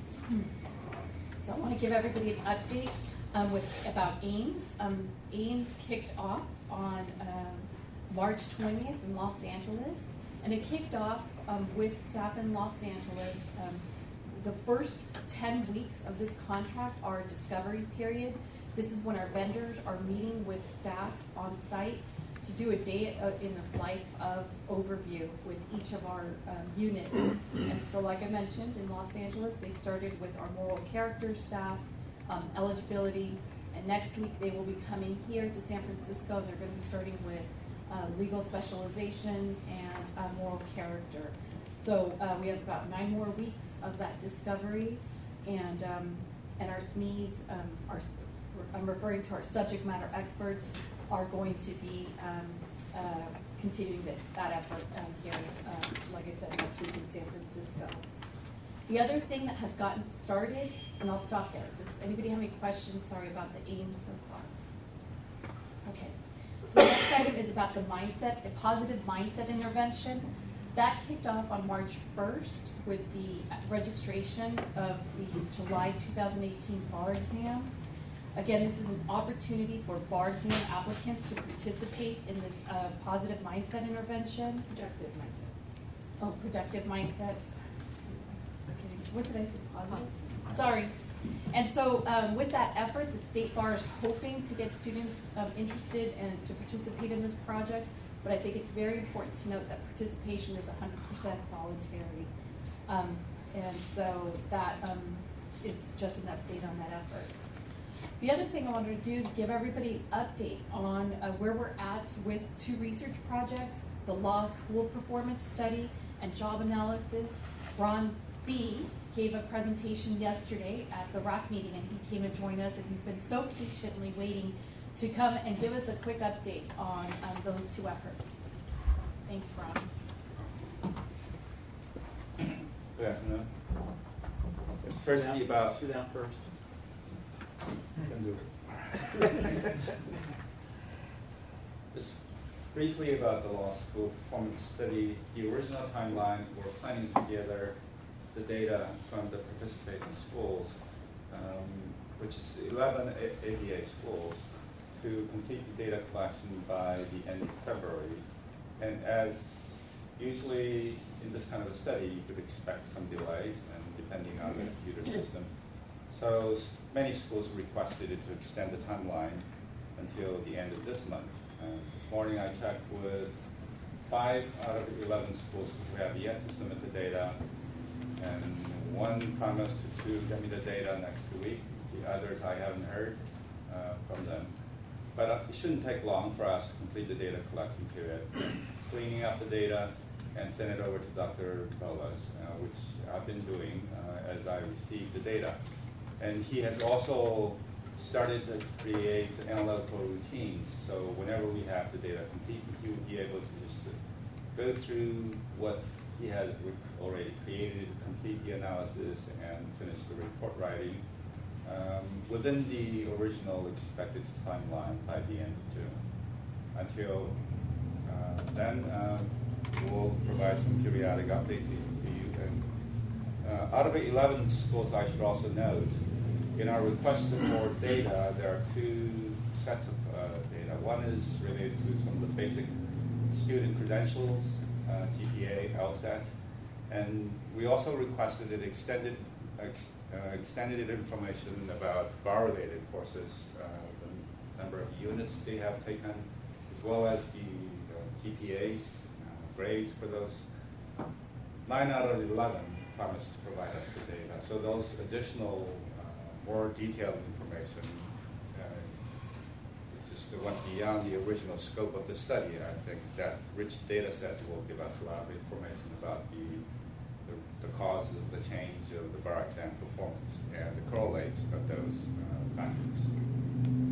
The second study, job analysis, are 2 reasons for conducting that study.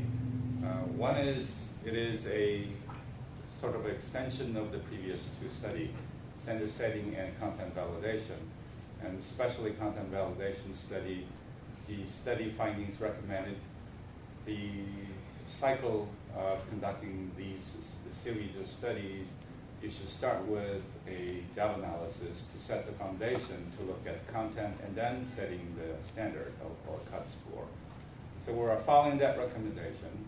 The other part is this is in compliance with the new statutory requirements to take a comprehensive look at the bar exam every 7 years, and we finish the study on standard setting and content validation. But in order to do it in a comprehensive manner, we want to start from the foundation of this kind of study. In the past few months, we've been in the mode of just gathering information as well as waiting for other project priorities to finish. And from next month, we're ready to begin the first set of activities to get the project started. I will just focus on a few major milestone activities in the rough project timeline and plan that I have put together. There is a selection of vendors to conduct this study.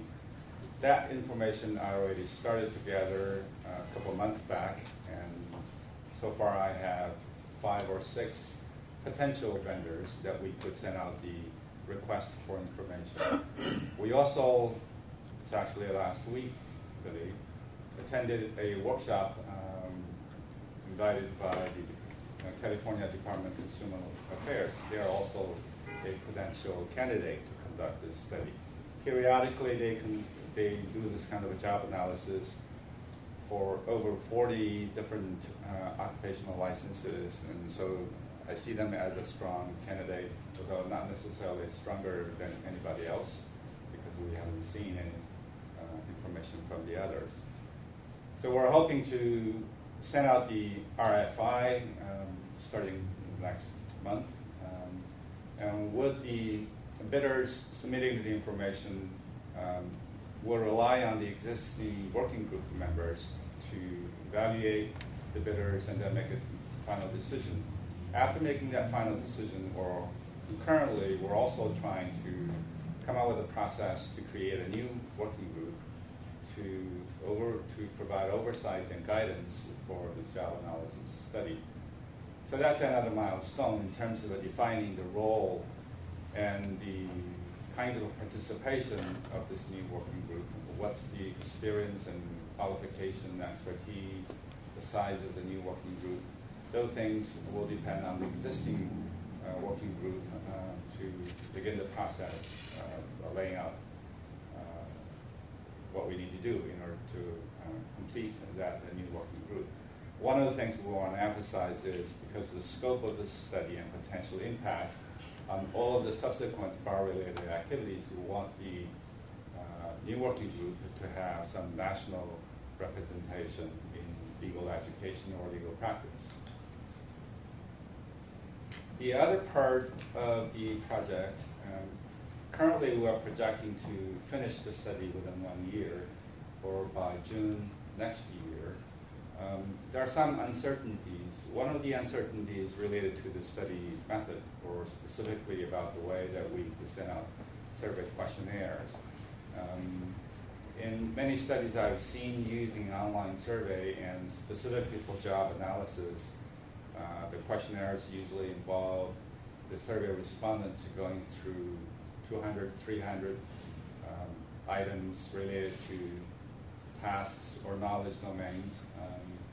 It's a big challenge to get a good response rate, as well as to have reliable responses, to have the respondents going through all of those questions.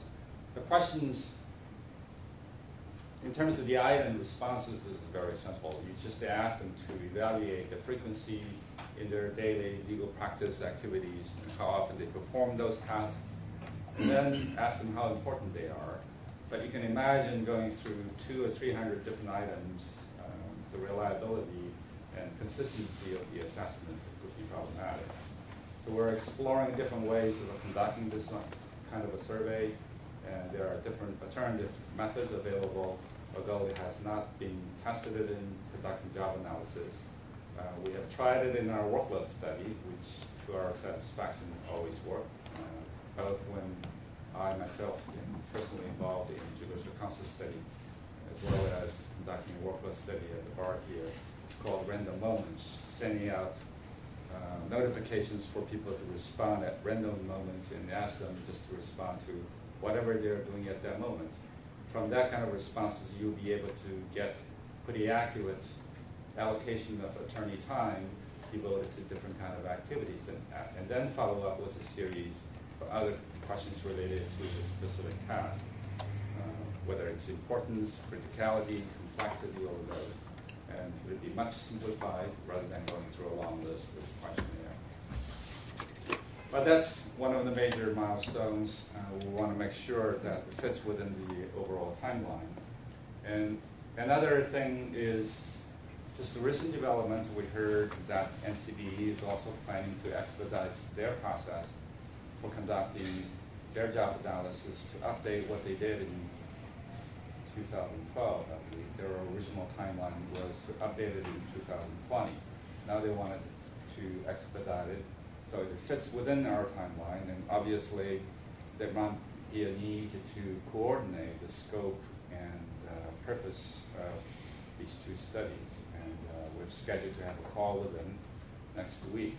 And from that conversation, we'll learn more about whether our original purpose and scope might need to be adjusted a little bit, or the extent to which we could coordinate with them on this study. Any questions? Thank you. Thank you. And one last thing is, of the people who are staying tonight, is there anyone who's interested in having dinner, and going out to dinner tonight? Because we're going to meet at 5 after 6 for dinner. So if you'd like to meet for dinner, can you raise your hand? Do we have anybody? Alex? Okay, cool. So can we meet in the lobby? Yeah, meet in the lobby 5 after 6. We're gonna go to Palomino, and that's at 345 Spear. Okay. And that's it. Thank you. What? Oh, to open the agenda. Oh, sorry. That was all the meeting? Not, darn it. Thought we could. Okay. Oh, yes, so report from, darn it, report from the subcommittee on examination. David left. David left. Yes, he did. So who's our That's just the goals. Who's our vice? So Dolores, take it away. Goals. Okay. Where is it?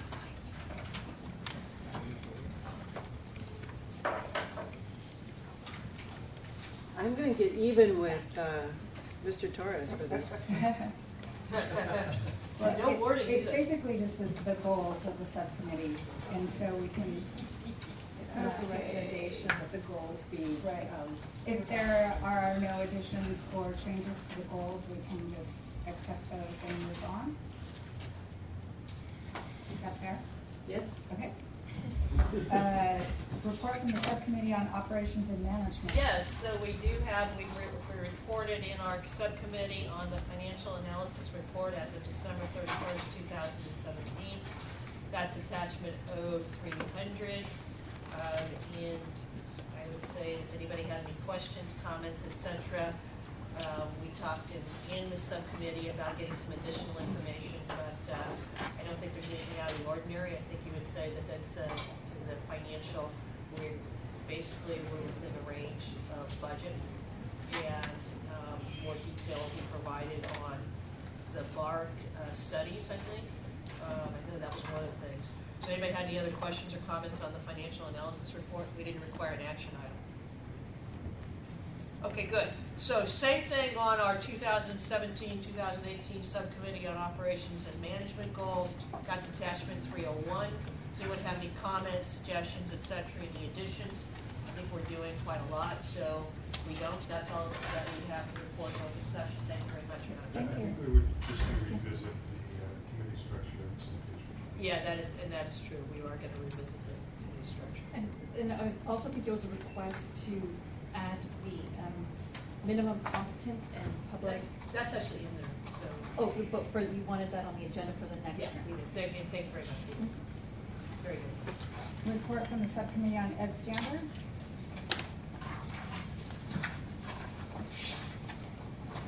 And try to keep it short. Oh, I just want to raise my hand for that, for sure. So, overall, under JFK, the major change requests for the branch campus in San Jose, the update, the decision was to, one, provide some additional documentation that wasn't available until today to the parties here. And then also, from a committee standpoint, is to compile a list or information of what we would like or need to kind of make a final decision on this. So like, maybe that's one thing to talk about. We didn't talk about what we need to do because we got this new stuff. And maybe we need, I think it's fair to Dean Barbieri, to the extent we've got specific questions, that we provide them to the chair of this committee so he can get them to the dean in a certain period of time. So he's not stuck hanging out there high and dry to the extent there's questions. I totally agree with that. And just a comment for the committee to consider or think about, like, we are evaluating this request on existing guidelines, right? The Monterey 0401, and are there any other comments? 0401 Monterey College of Law, major change request to redesignate the Santa Cruz Satellite Campus to a branch campus. Again, this was one that we are going to be seeking some additional information on. Karen, I like your idea or comments before about putting together what is that additional information, right? But like the Monterey College of Law, the 0402 Monterey College of Law, the major change request for approval of a hybrid degree program that was passed by the committee. And 0403 implementation of the committee of large numbers guidelines for minimum exams rate calculation on that. Any comments on the full committee? Does the full committee need to ratify that? Yes. I think when it gets So we need to go back. I'm sorry, so for the full committee, going back to the review. Short for 400. 0400. Do it the way I did it with the motion. Is there a motion? You make the motion, I'll second. I would like to. Or somebody second. Yeah, I would like to put the motion that we put together a list of information that we're requiring and provide that information for Dean Barbieri to follow up on. Does that sound reasonable? And postpone it until. And postpone the decision until the next. To the May meeting. The May board meeting. Okay. I'll second. All in favor? Those opposed? Do we want to add some dates to that? I just want to remind everybody that we had asked Dean Barbieri to respond by April 20th, so we need a deadline for when the questions would go to Dean Barbieri, and I want to get, because his deadline is April 20th. Right? I'll say 2 weeks before that. Those are 2 weeks. That's tomorrow. Which is also our 2 weeks. 2 weeks from today. Yeah, so it's exactly right. So 2 weeks for us to give the dean and then 2 weeks to prepare. Yep. So April 6th. April 6th would be the date. So April 6th, we'll provide that information. We'll compile the information necessary for dean to Respond address. by April 20th. Correct. Is that The sufficient? process of compiling is to send questions to Ellen? Chair. That's subject to the chair. Yeah, send them to me, I'll process them, I'll compile them, and then make sure that collect information from all the committee members, and then pass that over to the dean. Yes.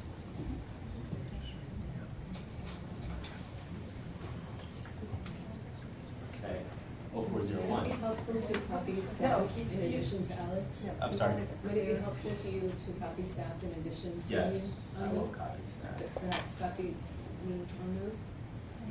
So, yeah, we need to clean that up a little bit. Get Well, the- for back to key purposes, I think it's probably better that you send it to staff, and staff send it to the dean. Again, fits back with the issues. Okay. So you can we want- get want a me- motion? Yes. All right. So, the motion is for the committee to send questions, information to me that I will compile, and then give that information over to the staff that will ultimately go to the dean. The critical dates are that we send the information, collect information by April 6th, in order to send it over to the dean by April 6th, so he has a chance to respond by April 20th. And then that will be in time for our next May 4th meeting to make a decision. Is there a second? Is there a second? Second. All in favor? Aye. There's a public comment? No, it's just Dean Barbieri, at the, Can't hear you. oh, sorry, Dean Barbieri from John F. Kennedy University College of Law.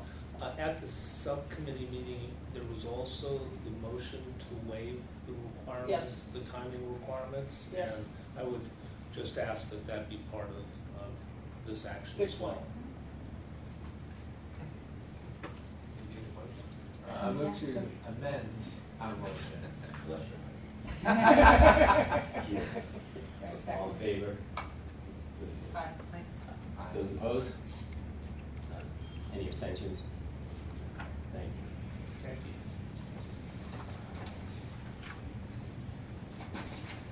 Item 0401, Monterey College of Law major change request to redesignate Santa Cruz Satellite Campus to a branch campus. I would recommend that we follow the same timeline of activities. Do I need to spell it out in terms of the dates again? No? I'll Okay. second it. All in favor? Aye. Aye. Those opposed? Any abstentions? there's Public comments. I just asked for a clarification. I didn't hear clarification on whether you're going to set guidelines for public comment submissions. I would hate to see a The 12th-hour, That's why- 500-page on May 2nd. That's why we said public comments must be, written public comments Go ahead. must be submitted at least 5 days in advance to guarantee that they'll be considered or timely considered. If they come after that, we can't guarantee that we'll be able to consider them, but Well, I mean, we can consider them at the meeting. Yeah. And of course, public comment in person is welcome. I hope that we get the public comments in time that we can see them and that you can respond to them. And I mean, that was the problem we got hit with today. So we're hoping that 5 days in advance would be enough time that at least we could get them and put them up so that you would get to see those comments. Yeah, it seems perfectly appropriate. I just was unclear whether that was going into effect immediately or that was still under consideration for a future adoption. Fair enough. Thank you for the clarification.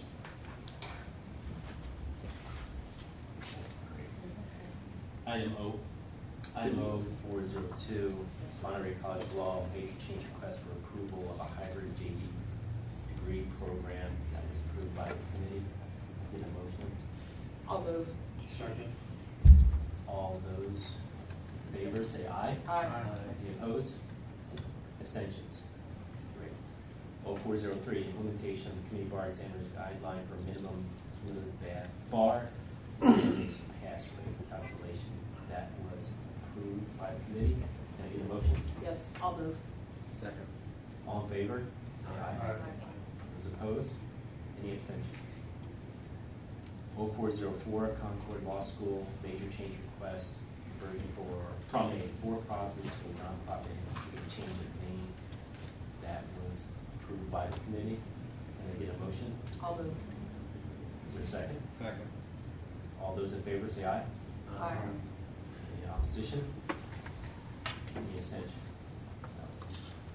Okay, finally, item O405 is the committee's goals. There was an addition to review the existing guidelines. It would be helpful, or let me ask, would it be helpful to identify those guidelines?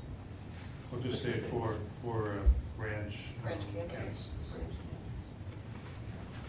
Is there a motion? Second. All in favor, say aye. Aye. Any opposition? Any abstention? I believe we're done. Good job, Alex. Good job to us all.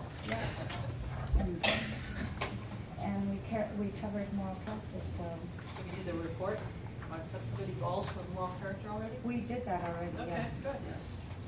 So, okay to say we're done? We're adjourned. Thank you. Thank you.